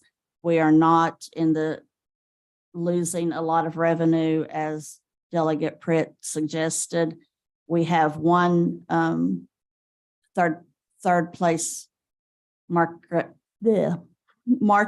facilitator that we are having trouble with. That's Airbnb, and we have made all the contacts to get that. Becky's working on that. Tyler has made some contact with Airbnb, or the person that remits for them. Becky has also gotten in touch with the tourism director, Chelsea Ruby. So we are working on that. It's not something that we've just let fall to the side. And I would suggest, hopefully we'll get some legislation. Maybe Delegate Pritt can help us get legislation where we can track the people that are giving us money. Right now, we don't know who it is. We have no way to verify where our money comes from. So we can't compare it with the people that we know have Airbnbs. So it's a privacy issue, and we cannot find out who remits the tax. I guess the reason I brought that up is Minden does pay that extra. And when does that phase out, or does it That'll phase come out in 2027. It's a 10-year project, a 10-year surcharge. If I would would not even want to think of the sewer rate that Mendon would have if we had not taken them over. They were in deplorable shape. Their system was in a bad shape. We were asked to take that system over. We did. I think we did a good job of taking it over. They have a better system than they did at the time. I think they have better sewer service. And I think our rate is a lot lower than it would have been had we not taken it.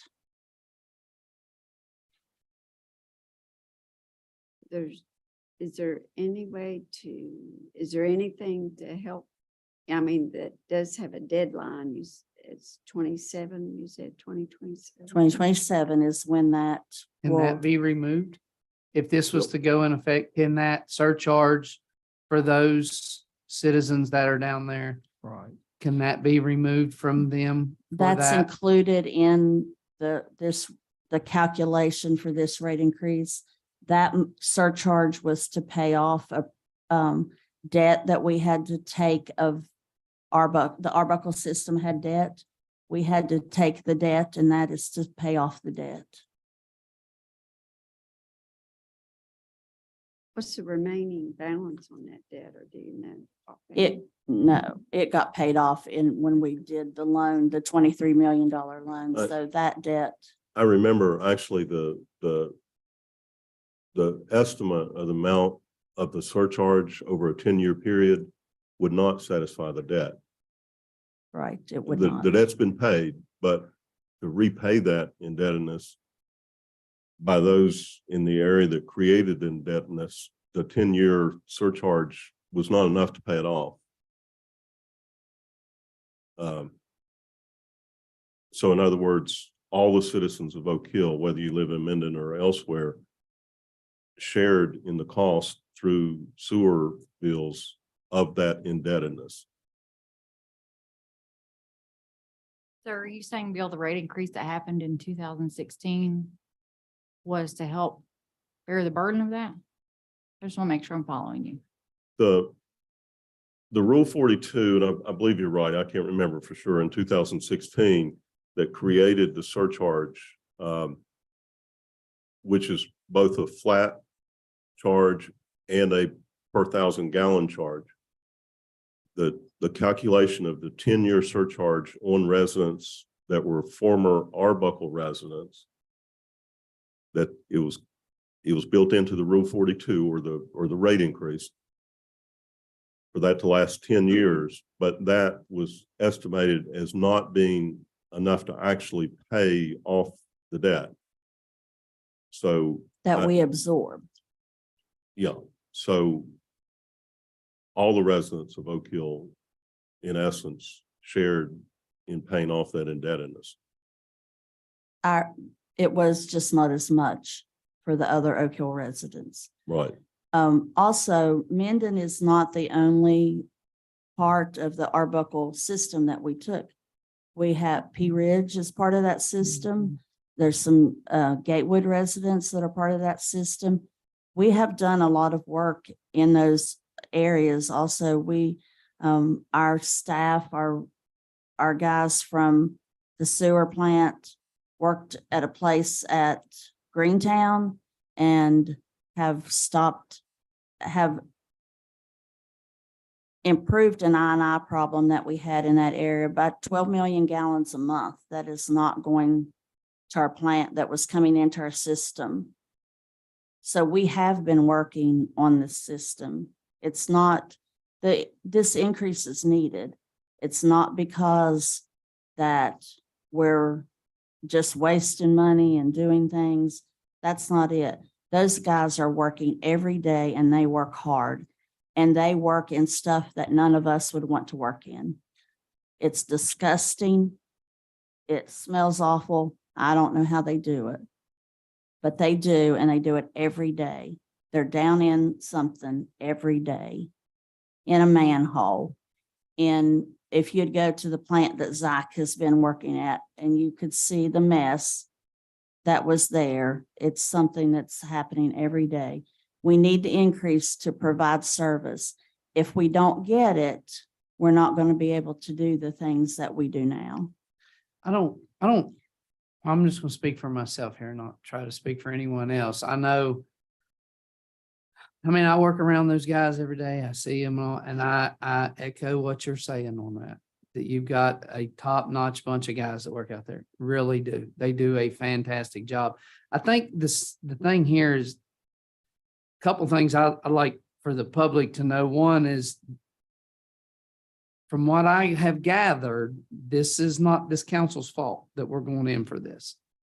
This is a thing that was kicked down the road and it's landing in our lap as soon as we are here and we're having to face a tough decision like I spoke of earlier, with the potential of being the bad guys, you might say, out, over the whole thing. And I would like, that's why I asked, can that surcharge come off of the amended thing? I don't know. I'm thinking, like Bill said earlier, out loud here, what can we do as far as looking into, looking into doing something else? Cause we're having to deal with another financial disaster basically that happened before us. If the surcharge comes off, it will just increase the rates of everyone else. That's the other thing that we'll be looking at. A utility system should increase their rates more than we have increased ours. We should not have waited past in 2019 when our last increase, we should have had an increase in 2021. Why? But we know what happened in 2020 and 2021. COVID. People were asking us not to, we had government agencies asking us not to turn off water. We couldn't, not to send late notices, not for people not to pay their bill, for us to give assistance to everyone we could. We did that. 21 was not a good time to have a rate increase. I think we would have been beat up more than we are getting now. This will be into phases. We're going to try this over, if we have a rate in October, a rate increase, well, for service probably after November 1st. Then we'll have another one in April, and then we'll have another one that probably will be 2 years down the road after the project is completed. So we're not trying to do it all at one time. We have thought very hard about this. The sanitary board has labored over this rate increase. It hasn't come easy. We've looked at numbers. We've looked at all the budgeted items. We've tried to cut costs. We do everything that we can think of to try to save money. We've exhausted everything that we can do. The Airbnbs that you were talking about, the 6% there, Yes. do they, I guess you probably can't answer this because we really don't know a lot of them, but if we get that under legislative, should they not be paying a commercial account? Would that, stuff like that, would that help us, out? They're not The rate- residential, But the rate's know. the same for all the classes. We're going into a flat rate for all the classes, but even at that, the rates are still the same. It was tiered. Now this is going to be a flat rate for every 1,000 gallons. Can we see that? But it doesn't. I think it's actually in that chart. But our charges are based on your water usage, not the type of business that you are.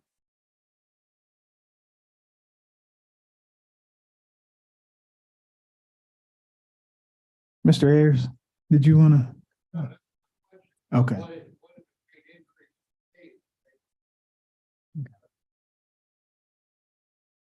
So we're saying for 34 gallons. 3,400 gallons, which is really not our average, but that's what all the agencies use as the average usage. It will end up being $69.70 at the end of the project. In 2 years. in 2 years, yes. Right now, it's $48.62. Then in the first increase, it will go to $55.74. And the second increase will go to $62.86. And then in the third increase, it'll go to $69.70. So each increase is about $7. I have visited these sewer plants and I know the guys do a great job and work very hard. Some of you may or may not know, I received over 200 phone calls and messages this weekend over this. So for me to be able to support it, I'd like to see a detailed financial report from the sanitary board so we can look people in the face and say, this, we know for a fact, this is what this is from.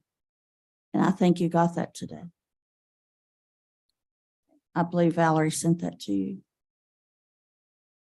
Everybody can see a detailed financial report. We have them. They're open for public use. Are they located on the website, Dominga? No, they're not on the website, but I'll send them to anybody that wants them.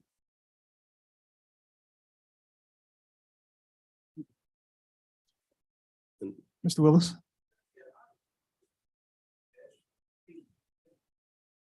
This is just an idea, and I mean, one program, but we've got that 1% sales tax that's actually surplus. Can that be put in there to help this a little bit? And because that's on e-commerce and everything like that, it's put in the general fund, if I'm correct. I mean, could that be something that would be kind of fun to kind of reflect some of this? That's general fund For the money. city. I would have to check into that. I'm not sure. It's surplus what we were talking about. That's e-commerce, that's business, I mean, it's everything in here. This We're- tonight is a reading, right? I mean. It's just not- the first it's a reading. We're not taking action on No, this Final that- action. final action Right. tonight. We still have public hearings and ideas and all that, Yes. correct? Yes, that will be next month on September 11th. Would that also be the second reading? That will be a public hearing before that. And then the second, yes, and we will take comments at that hearing. The CPA, will he be at that meeting He to will- break down all the nuts and bolts and the dollars and figures? He and- will be here, the engineer will be here, and the attorney will be here.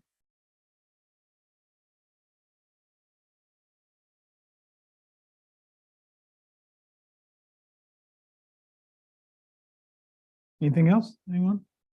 I just want to point out again that the city manager had requested this rate increase be addressed during the previous term of council and was directed by one member not to address it during the last term of council. And it's certainly not comfortable for any of us, but especially new members of council to address an issue that properly should have been addressed during the prior term of council.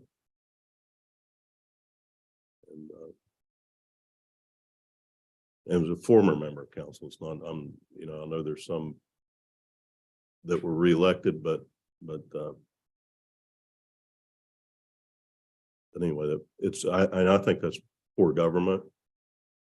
And when you kick the can down the road for your own political benefit, I think it's a poor statement on character and good government. Thank you. That's, I just want the public to know that, because a lot of them are really looking at us for a lot of new life and breath of fresh air. Some people, were and excited, and then like, Mr. Thomas and Mr. Ward that was here earlier, they were pretty upset, and they were looking at, and I'm just gonna say they're looking at people like me that, hey, you're doing us this way, and this is not this governing body's fault. We are having to deal with something. Like I said, we will make decisions, and Some of them are tough. And we'll get through it for what's the best interest of the citizens and the city of Oak Hill, I believe. And I don't think this is anyone's fault. It's just a fact. It's just something that needs done. It happens. I mean, it's, Have, Ms. Johnson, have you, and the sanitary board considered what happens if this body does not move forward with the rate increase? What happens? the services will be Greatly cut. reduced? Yes, greatly reduced. There's only so much you can do. We won't be able to replace lines and maybe not even patch them. I mean, we have, you know how it is, if you have sewer that's running out into your yard, you want help. And we do I mean, we help. We do things that some of the other utilities, I mean, some of the other systems do not do. And we may have to cut, maybe we should cut that back already, things that we do for service lines that we probably shouldn't be doing. That's not something we want to do, but that does take our time. Is there a possibility that the sanitary board and the city could be sued, or not sued, but fined by the DEP?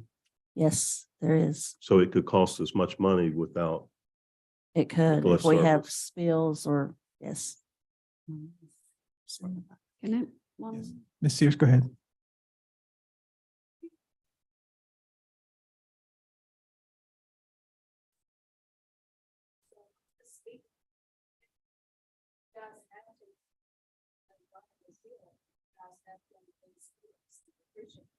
But we also suffer because of our budget. You know, the management that they had put us in them. When you speak about manholes, we drive by that and see if there's children playing. So the increase, we understand that has to happen, but also it hurts for the community and energy because there's several that, you know, it's a poor community. Oak Hill is becoming a poor community. So we have to look at that also. I understand the fact that there's things that needs to be done. So if we can look at that increase and look at, so the debt was paid. So if that debt was paid, we go to not having ours increase and take off what that amount has raised up. Does that still, will that still help us? Well, the debt was paid because we incurred new debt. That was how we paid it, with new debt. I actually believe that Mr. Thomas's manhole problem will be fixed with this project, or greatly improved. And we do go to Mr. Thomas's house when he has issues. We're there, you know, we try to get there as soon as we can to fix that, because we know that is a problem.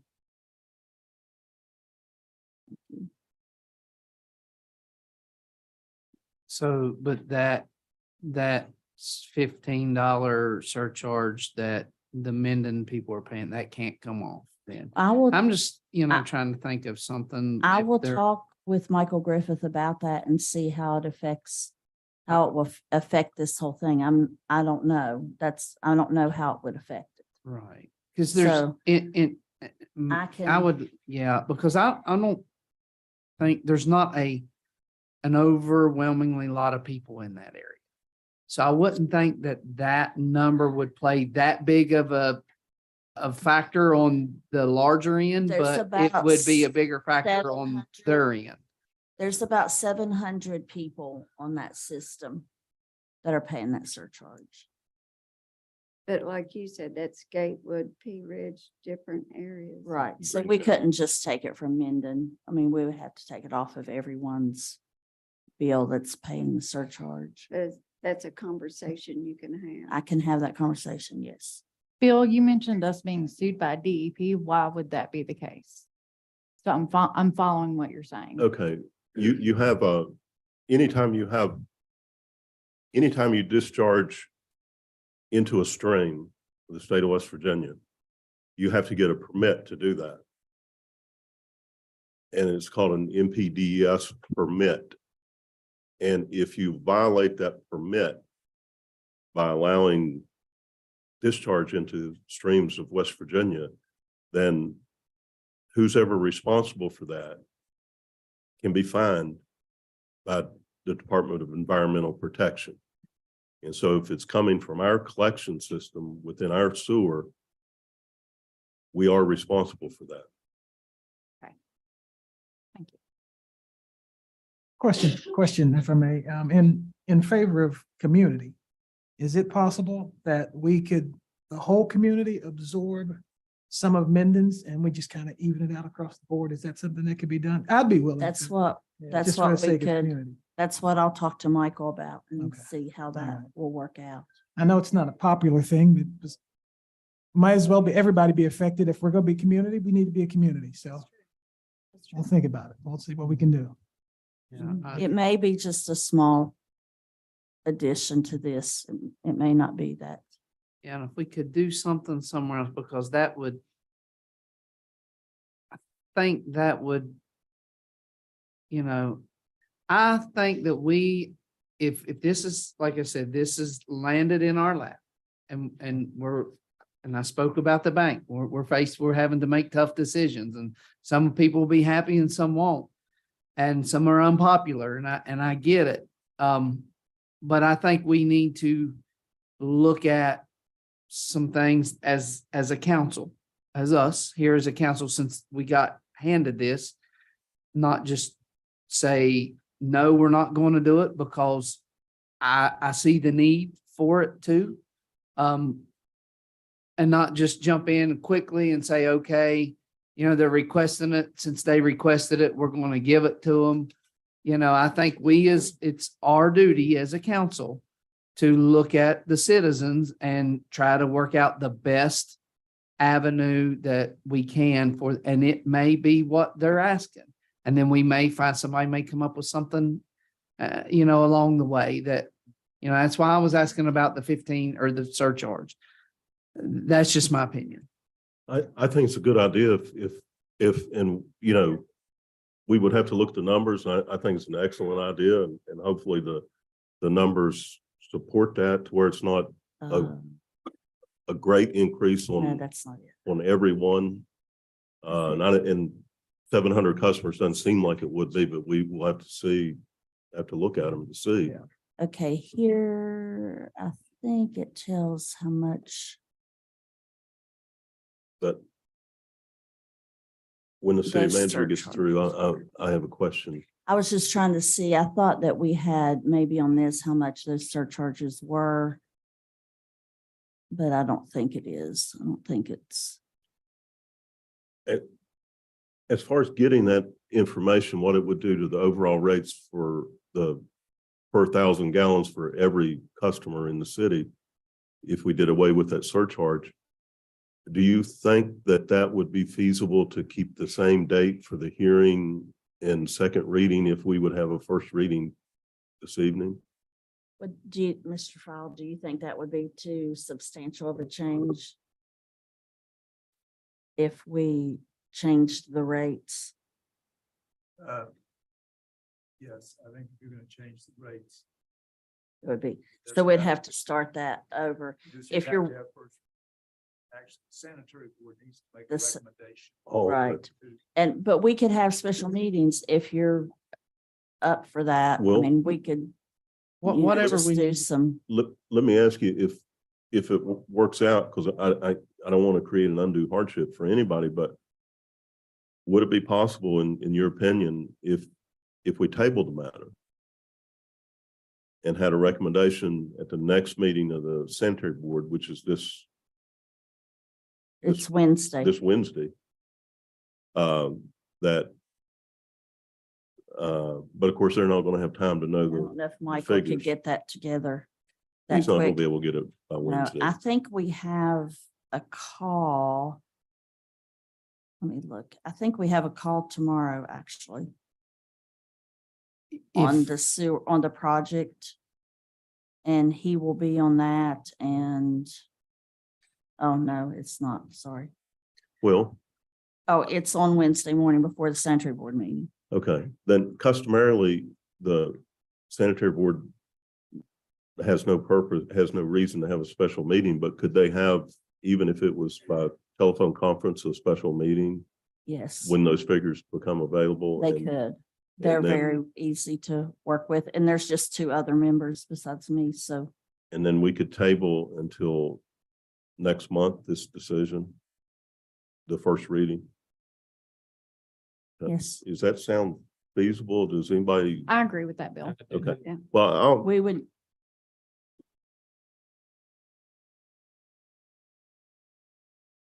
Yes. 18 and 19, yes. So, oh, that's how many bills? It's like, yeah, 100,000 a year, so that may not be too. That may not be too hard to put into rates. okay, Yeah. then I'll move that we table the first reading of the proposed sewer rate increase and request a recommendation from the Oak Hill Sanitary Board and their consideration, after their consideration of revised figures from Mr. Griffith concerning eliminating the surcharge for residents of Mendon and elsewhere that was served by the former Arbuckle ESD. I'll Oh. second that. All right, it's been properly moved and seconded that this ordinance to increase sewer rates be tabled. Any further discussion on the matter? No, other than thank you, Chris Gill, for thinking outside the box. Mhm. All right. All those in favor say yay. Yay. Yay. All those opposed say nay. No opposed. All right, motion is carried. We're gonna move on to number 6, the Structural Inspection Board Ordinance Review. This is something I'm going to ask council to table. I would like to make our structural inspection board, the section of the code mirror the International Property Maintenance Code, and I need to work on that, and I haven't gotten a chance to do that. I move to table the Structural Inspection Board ordinance review. I'll second. Motion's been properly moved and seconded to table the Structural Inspection Board Ordinance Review. Any further discussion? All those in favor say aye. Aye. All those opposed say nay. Motion is carried. All right, number 7. This is a hot button. I've gotten so many phone calls. They even took me to lunch, which was delicious, by the way. The consideration to relocate the New River Gorge Convention and Visitors Center. Allison, I know you've done a little Becky's study here. on this. Bet you here? Oh, they're here. Well, there you go. All right. Yeah. I didn't see you sitting over there. There you go. I don't know that that's quite worded correctly on there, is it? Because we That are was gonna not be my first considered. comment. Okay, go I mean, ahead. it's I'm just- sorry. Go it's ahead. just a discussion, not a decision.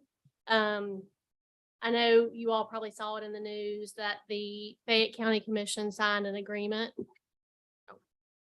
Fayette County Commission signed an agreement with the Boy Scouts to lease the Ruby Welcome Center.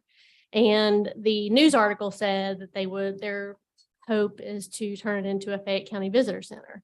Well, that's what we are. So the New River Gorge CVB is your Fayette County CVB, Fayette County Visitor Center, New River Gorge Visitor Center, Fayette County Chamber of Commerce, your Bridge Day office. So we do a lot in that little building on Oak Hill City property. So I think the basis of this conversation, there is no plan set. I've had a conversation with the commissioner and there's nothing set in stone about what they're going to do with that building. They have a couple of ideas. And I am willing to have conversations and assist with putting brochures out there, making it visitor friendly. But as far as relocating the CVB, I would like to have a conversation with you all about how you feel about that leaving the city of Oak Hill. I think it's the craziest idea that you could ever have. That is headed south, away from our area. I may be out of line, but that is headed south, away from our area. And even the Boy Scouts, when they come north, they come all the way to Pea Ridge, flip around and go back down and get off of there. That's got to be one of the craziest things I have ever heard of. I'm not in favor of it. I met with one of the commissioners as well. So there is nothing set in stone. So but you it said has one of the been- commissioners, is this one commissioner's idea or the whole commission as a body? All three of them agreed to sign the lease. To move the CVB, to move you? No. So not to move the CVB, but to take on the Ruby Welcome Center with the hopes of it being a Fayette County Visitor Center. And they have discussed economic development, tourism, visitor center, conference spaces. So they have a lot of ideas of what they're going to do with that building. But as far as making the ask for me to move, there has not been an ask, but there could be some discussion in the future when they come up with what they want to do with that building. They could come and ask how New River Gorge CVB, visit Southern West Virginia, visit Fayetteville, that we could all work together to help them make that a visitor center. Becky, were you guys brought to the table before this decision was signed? No. Thank you. Who serves on that? The three commissioners? Fayette County Commissioners are Tom Luisis, Allison Taylor, and John Brenneman. So if, And I think Oak Hill's rep is Tom, correct? Yeah. Allison is Fayetteville. John Brenneman is the Valley. the Valley. Yeah. This might be a stupid question, but if we are to take over the building or they move, like what is in the contract as far as power, utilities, how would they be paid? Not that we want you to go anywhere, but I'm just curious what that agreement entailed. The agreement between the county commission and the Boy Scouts is they take over the building and the parking lot for, I want to say it's $1 a year, and they pay the utilities over a X dollar amount, which is about $3,100, I believe, So a month. that news article I read, and I may not be correct, but it seemed like it said something about the different entities moving in down there, different things. So we as a city, don't we partner with some of the funding for the visitor center out here? I mean, it's been there forever. It's decorated up, looks great, Mhm. but so I just can't imagine why we as a city would want to still put our share of it Way out headed there. south, way out there and fund that. I just, Yeah, so like Demita said Okay. earlier, I mean- 55% of your hotel motel tax goes to the CVB, which is required by, 50% is required by state law. So Fayette County, they contribute 50%, Oak Hill contributes 50%, and Anstead contributes 50%. The extra, the 5% that you all give and the extra 7.5% that the county commission gives, that goes to Visit Southern West Virginia, which is your regional CVB. So it does, we do get funded by the county and the city and the municipalities. But I think earlier Mayor mentioned, Fit building some of the park, Fit build that building. We're on City of Oak Hill property. So we currently we pay the utilities, we keep up with the grass mowing, we keep up with the snow shoveling, we do all of that. And the CVB and the chamber work together to pay those expenses. So I wouldn't be in favor of moving to another building to pay to be there as well. do you need something from us, like a letter recommendation or a letter stating a support? I guess that's what I'm saying that, we want you staying here. We don't I want. think if the city council is in favor of the CVB staying where they are located now, I think a letter of support stating that would be beneficial and expressing to the county commission that you would not like to see your CVB leave the city. I'm making a motion right now that we make that happen. We write that letter. Second that. Thank you. I have one more question, Becky. Sure. The way that the state code is written or your bylaws are written, does any particular partner get to make a decision on where you're located based on their level of funding? Like, we know the county pays you more than we do instead. Right. They, no. Okay. So would it be your board that would have to make that decision? The board would make the decision, yes, but I'm willing to go to the table and talk to the county when they do make a plan for that building, and we could send brochures over there if Visit Southern West Virginia and I need to work together to hire a part-timer to help them with a visitor desk or something when the time comes. But I would not like to leave the building that we're at now. But that's the I question think I was that- gonna ask you. What are your personal feelings? Yeah, I think that we're in a great location. We are very visible from 19. We've been there I haven't been there, but I think Send a it's been there lot of since people there. 96. The CVB has been in existence since 96. The chamber has been in existence since the 70s. And I think we are very well established. We've got fairs there. We've got the New River Gorge Bridge replica there. We've got a lot of good things going there. We've got picnic tables for people to visit, public bathrooms, lots of brochures. We have brochures outside 24/7. And we're 7 miles from the bridge currently, and that's where everybody that's their first landmark that they want to see when they get here. Most importantly to me, you have a safe access. Yeah. Off of and Right beside back the schools. on 19. Yeah. That down there is not a safe access. Yeah, I think that building, it's a beautiful building, great parking. I don't think that it is easily accessible to those that are coming to Fayette County. And you have So- older volunteers that prefer to travel to Oak Hill versus out on 19, I'm You sure. know, they're all, they're elderly and they just they've seen the news and they're nervous that I'm gonna ask them to go further south, but I wouldn't do that to them. I would go there, but that's Okay. Okay. something to think about and talk about. Thank you for Thank coming. you. Thank you. Thank you. All right, did we get a second? You did the second, right? All right, we had a motion and a second, to consider the relocation of the New River Gorge Convention and Visitor Center by sending a letter against moving to to the county commission. And we are ready to vote? I'm sorry, folks. It's been a long day. Are we prepared to vote? Any more discussion? Okay, all those in favor say aye. All those opposed say nay. Thank you very much. I'm sure Sherry and Thelma thank us too. Okay, it's now time for department reports. We're going to start with Allison, the economic development, and then we'll move to Chief Richmond and Chief Wisman, if you all have anything.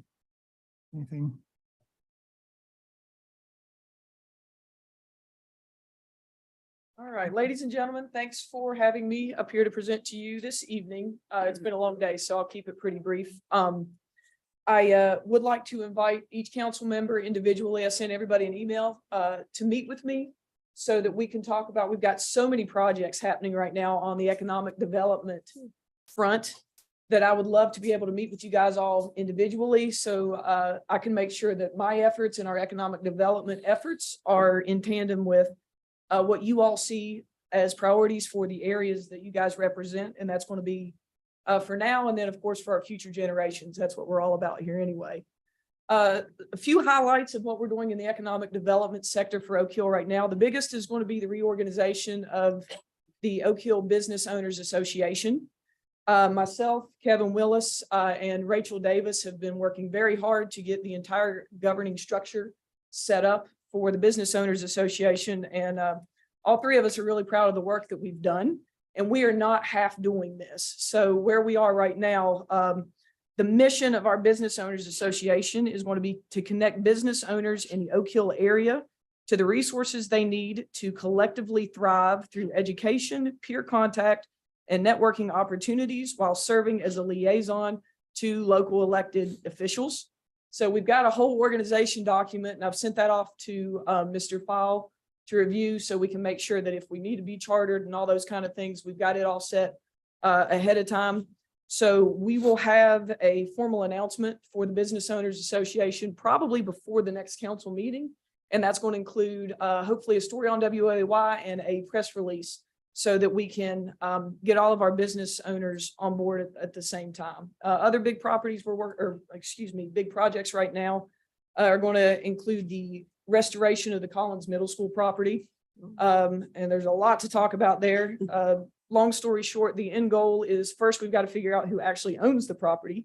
And then after we do that, we've got to get the scary buildings demolished. And then we've got to build something back that's going to benefit our community for now and for the future. So our sites right now are really set on turning what right now is a dilapidated structure in a good area into an expanded VOTEC center that's going to help increase quality of life for our residents by allowing us within our county to be able to train our kids to be capable of these higher paying jobs to improve quality of life for future generations of our residents. We are also doing quite a few educational opportunities through economic development. We've got formal partnerships now with the NRGRDA, the West Virginia Hive, the SBDC, and with other business incubation organizations that work in this area. And we've also got another workshop coming up on August 19th, and that's going to be Ashton Critchley. She's a past business owner in Oak Hill. She's now in business for herself. She's got a Wildwood marketing agency. She's going to run a free workshop for our business owners to help with, I think this one's going to be specifically on increasing your social media presence, because that seems to be the most effective way to reach people who are tourists coming into the area, and also to get to locals in a hurry is through social media. So we're going to help educate our local business owners on that. We're also working with our Hubcap Community Development Program, and that's been fantastic. The West Virginia Hubcap program is through the Community Development Hub. Essentially, the goal of this program is to take our folks in Oak Hill who care about our community and we want to build our community, and teach us how to do that collectively. So they teach us basically how to listen to one another, how to operate in an environment where we don't all agree, and how to collectively move forward in ways that best serve our community. What we've got coming up next is going to be a survey. This is, I think the cost on it, if I'm correct, I think is around a $22,000 cost of this survey that is not being paid for by the city. This is actually coming through the Community Development Hub.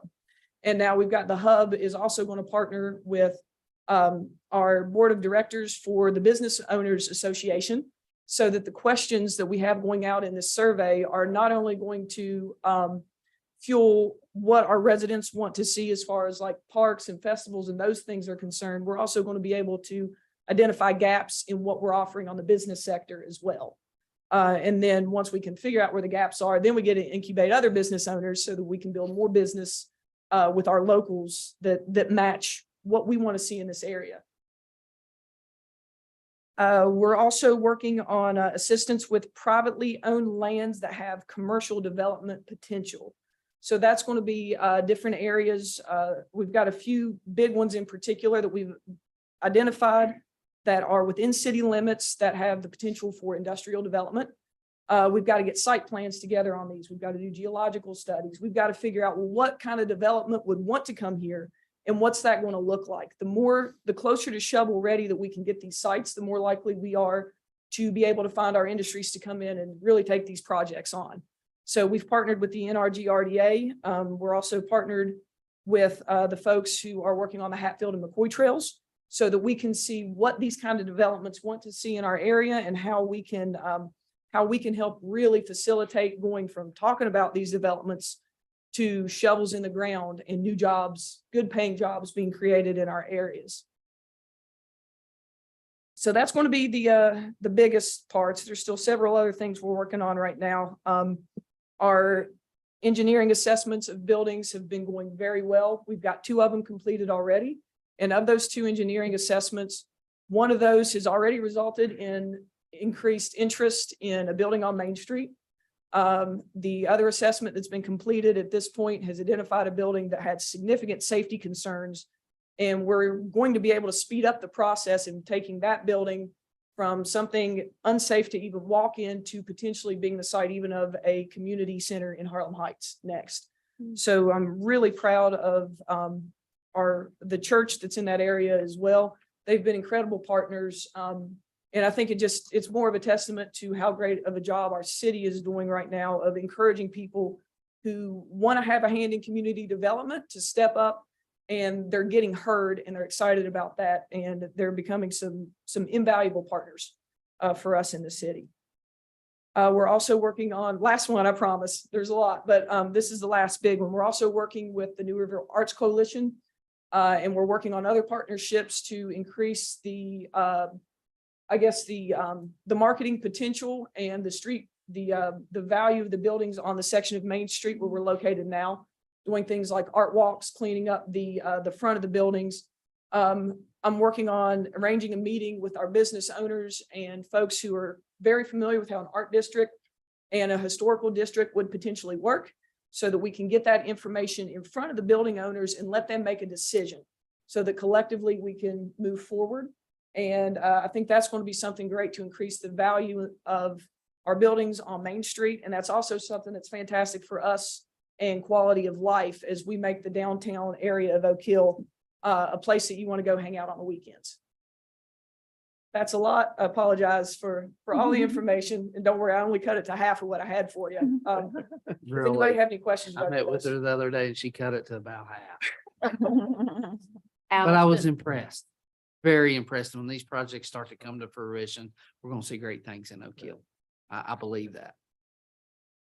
Allison, other than yourself and Kevin, who else is on that committee? Which committee?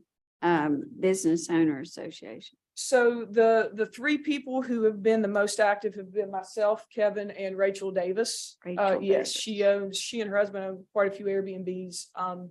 They're active with the New River ATV group. And Ernie is also one of the partners of ACE, which is a gigantic Ernie. employer Okay. of That's- Oak Hill people. And then Brandon Shaw has just joined with the board of directors, and we are looking for one more board of directors member for the Business Owners Association. We are very active, especially now that we're forming that association. So we are looking for another member of the board of directors. That needs to be somebody who's a more seasoned business owner, because we've got a lot of different factors we have to consider in every decision right now. So if anybody's got anybody in mind that you'd like to nominate, I'm happy to reach out to them. Allison, you mentioned assistance with privately owned lands for commercial development. What kind of assistance are we offering? Sure, it's a good question. One of the biggest one right now that we're working with is the North Hills Group. This is land, there's about 800 acres. Of the 800 acres, Ms. Johnson is at probably 80 of it, which is like the prime development potential, is located within city limits. We've partnered with the NRGRDA and the North Hills Group, and also I think it's the State Tourism Office to provide funding for a site assessment for that property. Our dollar commitment from the Oak Hill standpoint is probably going to be roughly in the $7,500 range. And that's of a probably $50,000 to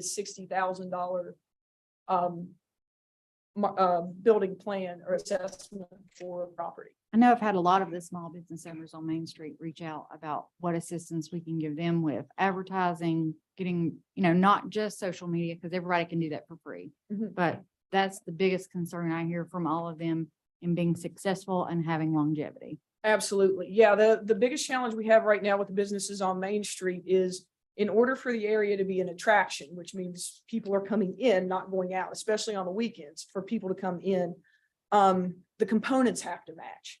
So folks want to see things like a very well lit and accessible parking lot. That's what the beautification committee is doing there, is very, very important. I hate to use a word that my 12-year-old daughter would use, but the vibe has to be right. So consistency in what we're offering, that's going to be in the aesthetics, the architecture. What does it look like? What if you're coming into this area, like say, for the weekend, for example, is there a concert at the amphitheater? Is there a place where they can grab a drink? Is there, they've got Cafe 110's got fantastic food. Do they know that there are good places that they can eat in this area? What are we doing to attract people to this area? And once we attract them, how do we keep them here and how do we keep them satisfied with that experience? And a lot of that has to do with the cosmetic appearance of the area and with really the safety and accessibility of the parking lot. Those are two big factors there. But yeah, anybody who reaches out to you, please share my card with them. I'm happy to work with them. Sounds great. All right, Yeah, a ladies lot and of gentlemen, work. thank you.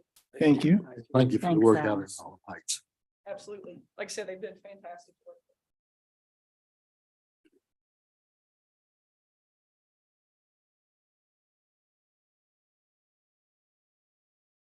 Chief, Richmond, do you have anything to say?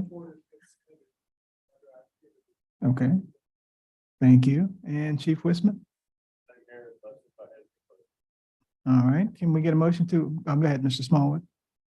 The guy in Menden, Stalin.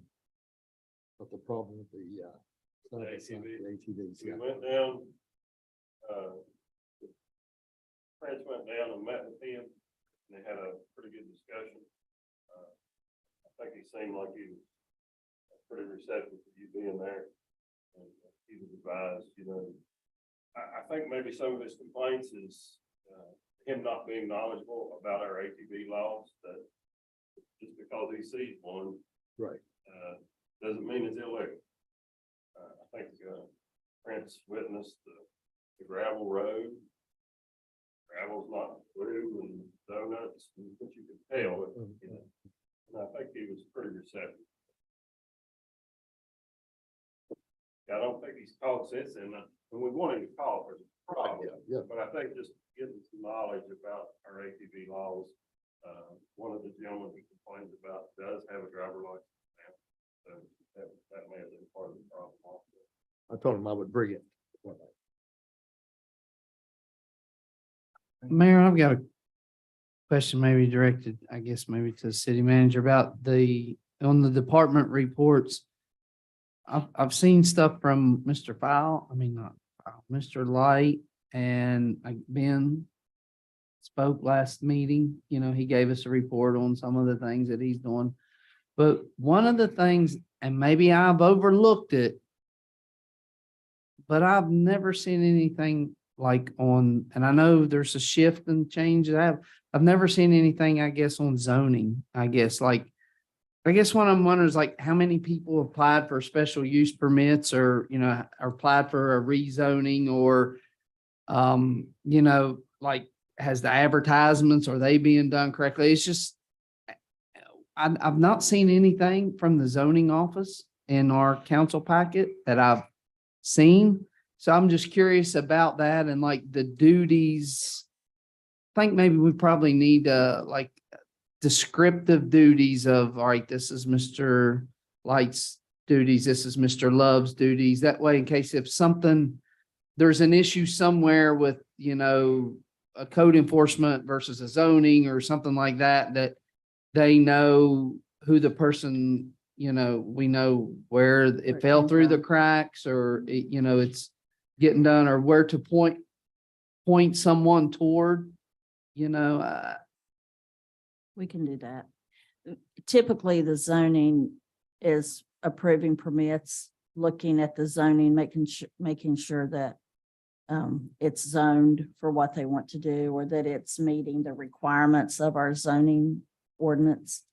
And unless there's someone, if someone applies for a change in zoning, that goes to planning commission, then it comes here. If it's for a variance or something like that, it goes to the Board of Zoning Appeals and it doesn't come to council. Yeah, I was just thinking like, how Chief Richardson gives the report of how many calls and what, of the fire department, what they done. Chief Wisman gives what the calls, what they've run. So many, maybe the zoning officers should, we had this many,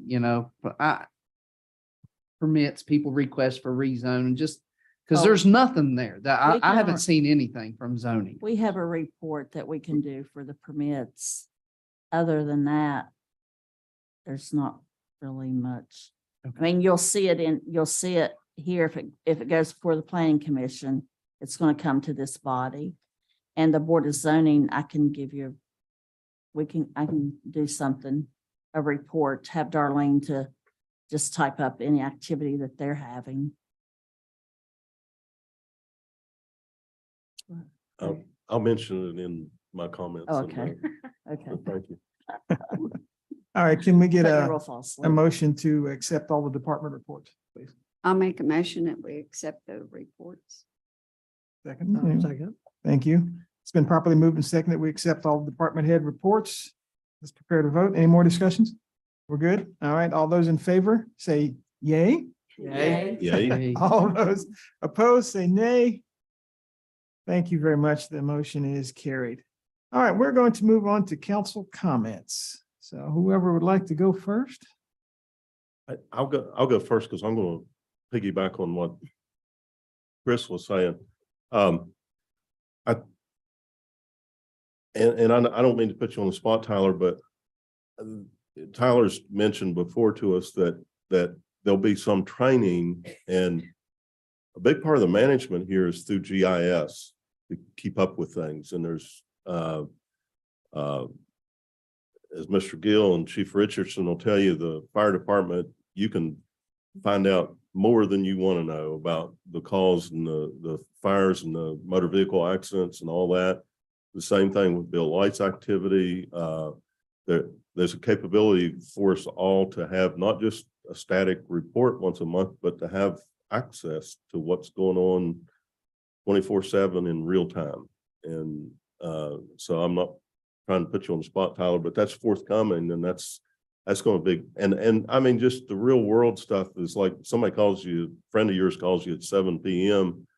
and asks about, does that place have a permit? What are they building on Main Street? Well, you can look in real time at 7 o'clock, standing in your kitchen, and tell them instead of having to wait to find out the answer. So it's and it alleviates a lot of duplication too. I know the static report that is generated for Bill Light is just duplicate work. He inputs stuff daily, every activity that he performs, and it's there for you. And then to have to reduce that down to a static report takes additional time, and it's a waste of time if we can all look at a GIS map.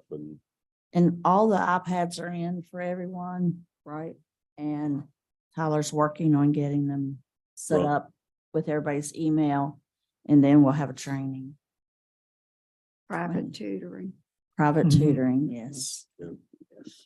Tyler used to work at the courthouse over in the tax office. And let me just say, I wish he was there when I worked there. I got tired of walking around the woods, but he's a good man. So So I'm when looking we- forward to it. When we Yes. get that, is that when we can go away from, because I thought last month we weren't going to do this stack of paper printed out anymore. Everything was going to be electronic. Is that? Yes. Yeah, Well, the agenda is just a courtesy. I still Okay. okay. And then I'll print mine. that's all I had, man. Anyone else? I do have, and I want to apologize. It seemed like I've spoke a lot tonight, but I do have one thing that I'd like to bring up that I'd like for us to, and it may be future agenda items. I'm not sure. But I'm gonna bring it up under council comment. It may not seem like an important issue to some people, but I would like to have the city logo looked into, because with the recent misuse of it during the last election, and it was used on campaign flyers, it was used on letters, it was used on signs. And it misled some citizens into believing that the city put the flyers out and they endorsed certain things. The very real possibility of individuals using it in the future for either personal or political gains. I believe that we need to have it copyrighted or have it trademarked or whatever it is that we need to do to limit the use of it. And it should be authorized city use only, in my opinion.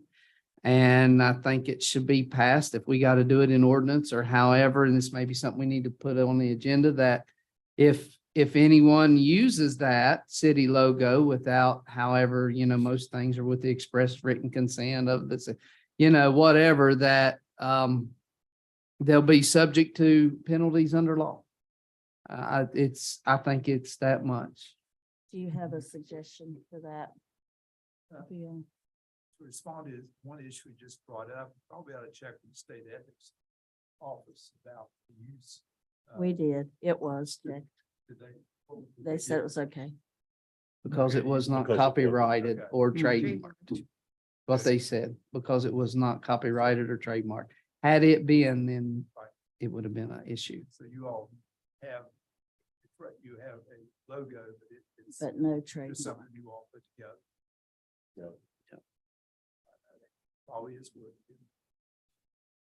Trademark. So would it be trademark? Which one do you have to police yourself? The trademark? I think I'm not trademark- either. I think you just have to police it. Okay.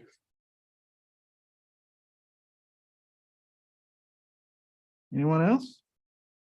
Not, we'll move on to future. Oh, I do. Or Okay. let Diane Yeah. go Sorry. first.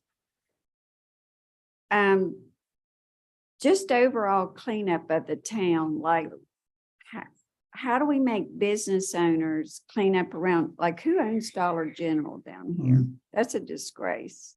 We have talks with them almost every day. 'Cause, I mean, all the time, there's weeds taller than I am. I mean, it's just, and it's on all the street. Don't We need pictures of that, Okay. Diane. I mean, it's the whole city. The whole city needs a little cleanup. I mean, there's weeds growing out everywhere, but I know. for I business mean, owners, how We can can't instill pride in their business for Can't we them. make an ordinance for that and still pride? I mean, we live here, but it's just, I mean, it's like it's, County has a litter control. So, I mean, you could pass that along to them. High weeds. Pardon? You think the high weeds? Not the live- high weeds, Oh, but okay. the garbage Oh, and things like okay. that. I guess Yeah. I need. I to- mean, there are more things we can do with with the property maintenance code, but it's going to take us a bit to get into that. I mean, define them, do something. But 'cause it's hard, it's still hard to, it's hard to set.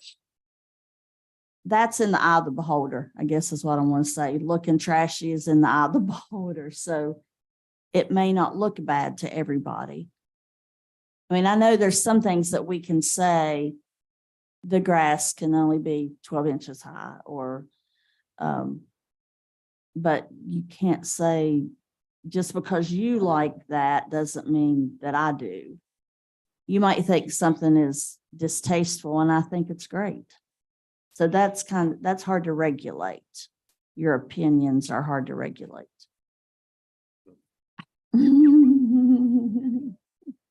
What's a better way of putting it? Just the overall town. I mean, just. how to get- Maybe that's bring something that pride the back. business association can work on when they, I don't know, what does it take to make someone sweep off their sidewalk when it snows? If you have the answer to that, let me know because Yeah. it doesn't happen. I mean, everybody wants us to come and do it. They'll be glad if our public works department would shovel all their sidewalks, but we can't do that because we're plowing the streets. So that's. I just thought I'd throw it. I would like to see a little bit more pride in our town. I'd like to speak to the award that we received. And I'm going to self brag for just a minute. So on behalf of my husband and the members of Destination who were driving force behind the street design guideline, that was very exciting to see us receive an award for that. And I'd also like to thank the street department and the police department and the city for your support for the Bears and Brews. We had people here from, I want to say 11 different states. They got to view our county and our city, and everybody has had nothing but wonderful compliments. So thank you all very much. And that's all I have, Mayor. All right. Mayor, I got a few comments. Yes, sir. please. Which may not be popular, okay? Where are we with the prosecuting attorney?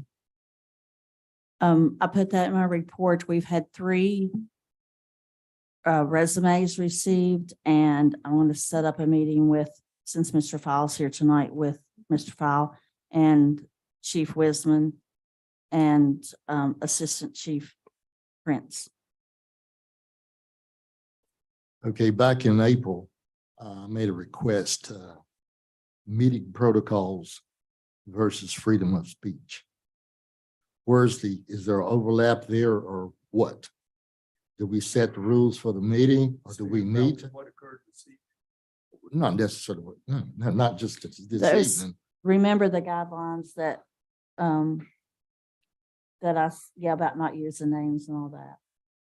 That, I think, is that what you're referring Yes. to? If we were violating anybody's First Amendment rights? Exactly. I don't know, I want to say one thing. This body should not tolerate somebody using the language that was used earlier tonight. I agree. And that should be stopped immediately if somebody starts using Yes. what I guess we could consider to be cussing. It's very inappropriate. And that's my fault. That's my fault for letting that It's happen. not your fault. It's just, you get people here that sometimes they do take advantage. We've seen it before. And I would hope, I know this body doesn't want to tolerate it. And I think anybody up here has the right to speak if somebody starts using that language. Good.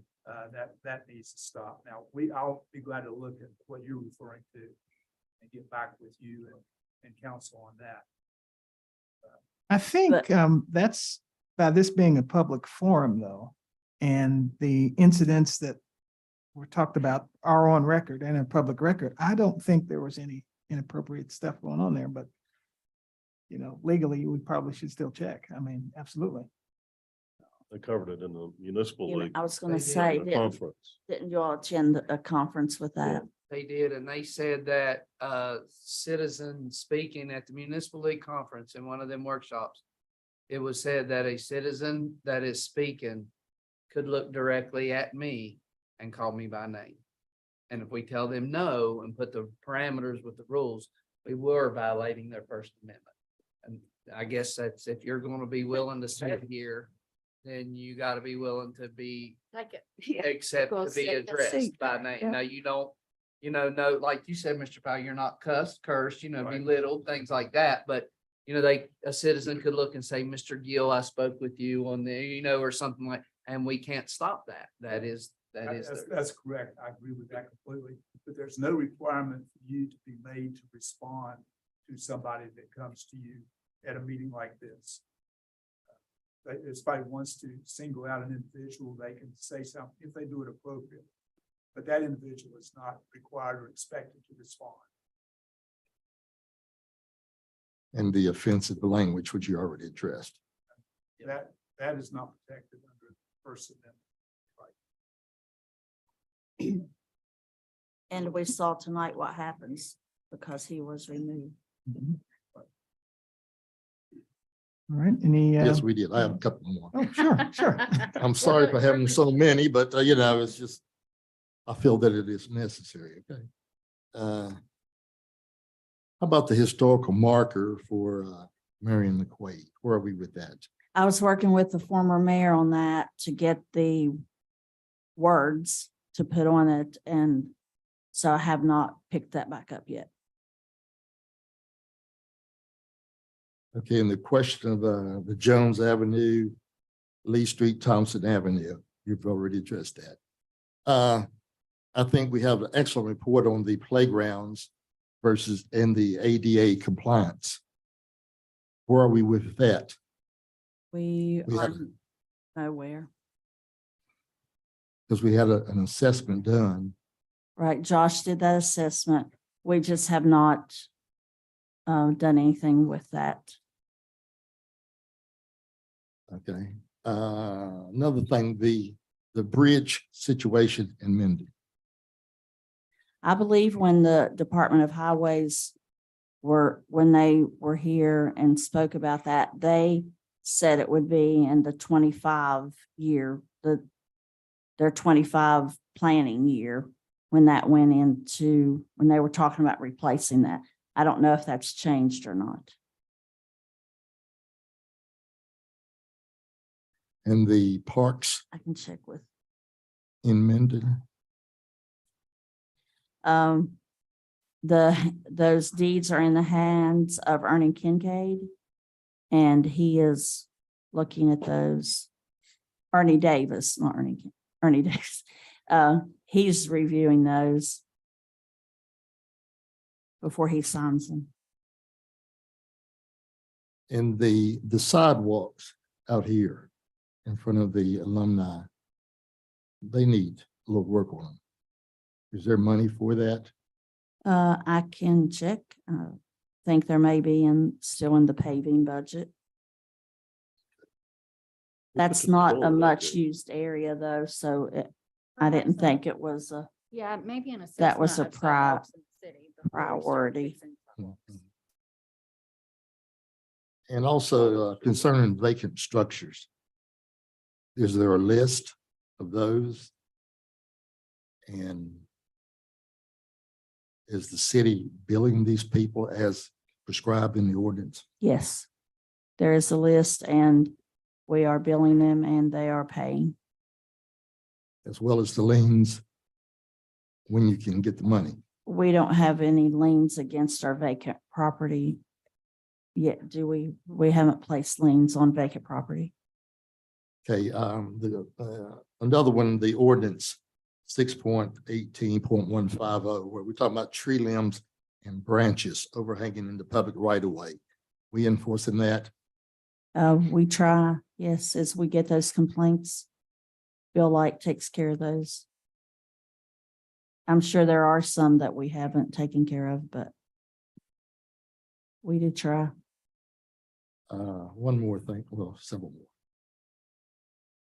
Can the council be notified of committee meetings? That'd be great. And the reason I say that because the committee recommends something Mhm. and then we vote on it, but we don't know the history of it. Right, Absolutely. I agree. I agree. That would be awesome. So like what are you talking about? Like Board of BZA, zoning?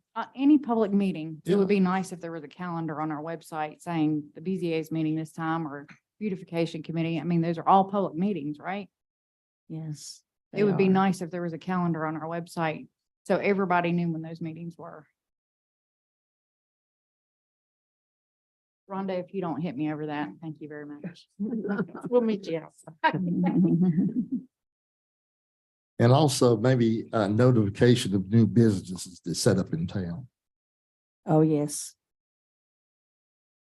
We talked about that before. I had been putting that in my report. I'm sorry, I forgot. Do we have new ones this month? I don't know. Okay. Just didn't know if there was one, Charles, you particularly knew about. Do what now? Didn't know if there was a new business that opened this past month that you wanted to share with all of us. I'm just saying, maybe you No, knew. I don't. Okay.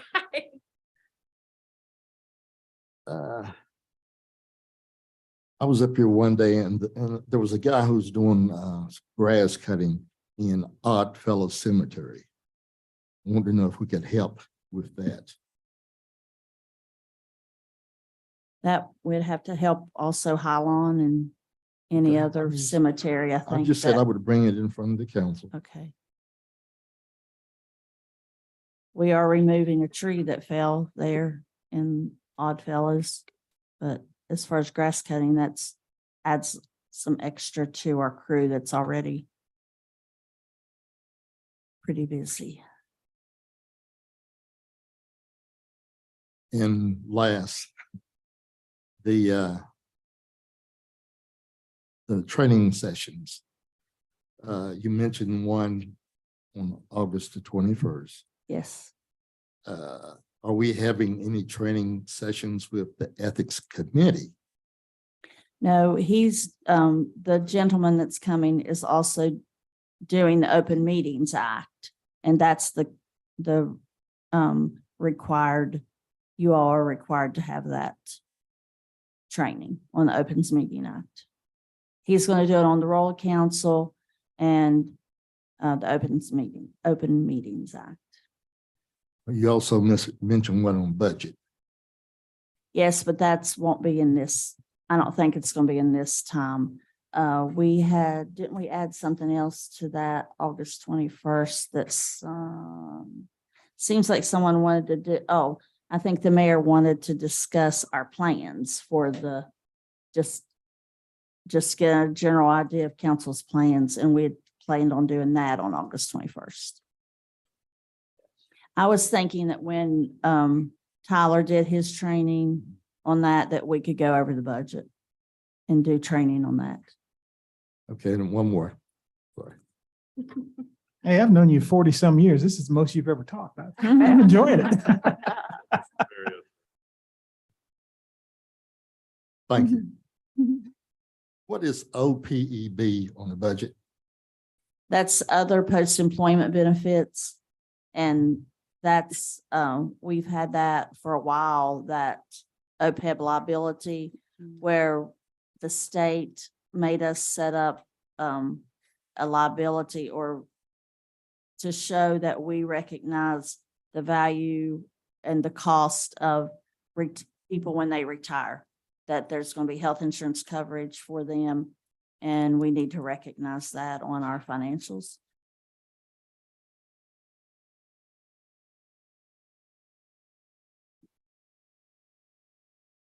Thank you. All right, thank you. I have just one more thing. I had asked about a sign being put by the road somewhere just for the upcoming events. And we said you had money. We have money. Well, Okay. I have talked to that lady so many times and changed it. I'm embarrassed to talk to her again. So I had it all figured out for out front here by the amphitheater. And so then I moved it to the bank. Okay. And then I moved it to a different place at the bank. And so now I guess we need to come back to the amphitheater. It's going to be about $30,000. So we have to bid that, and I need to get all the specs ready again to do Okay. that. If that's something So that can we get that? everybody still wants. Can we do that? Because anybody that comes through town, there's really nothing that says what we have going on. If you don't attend a council meeting, not everybody does Facebook and all that.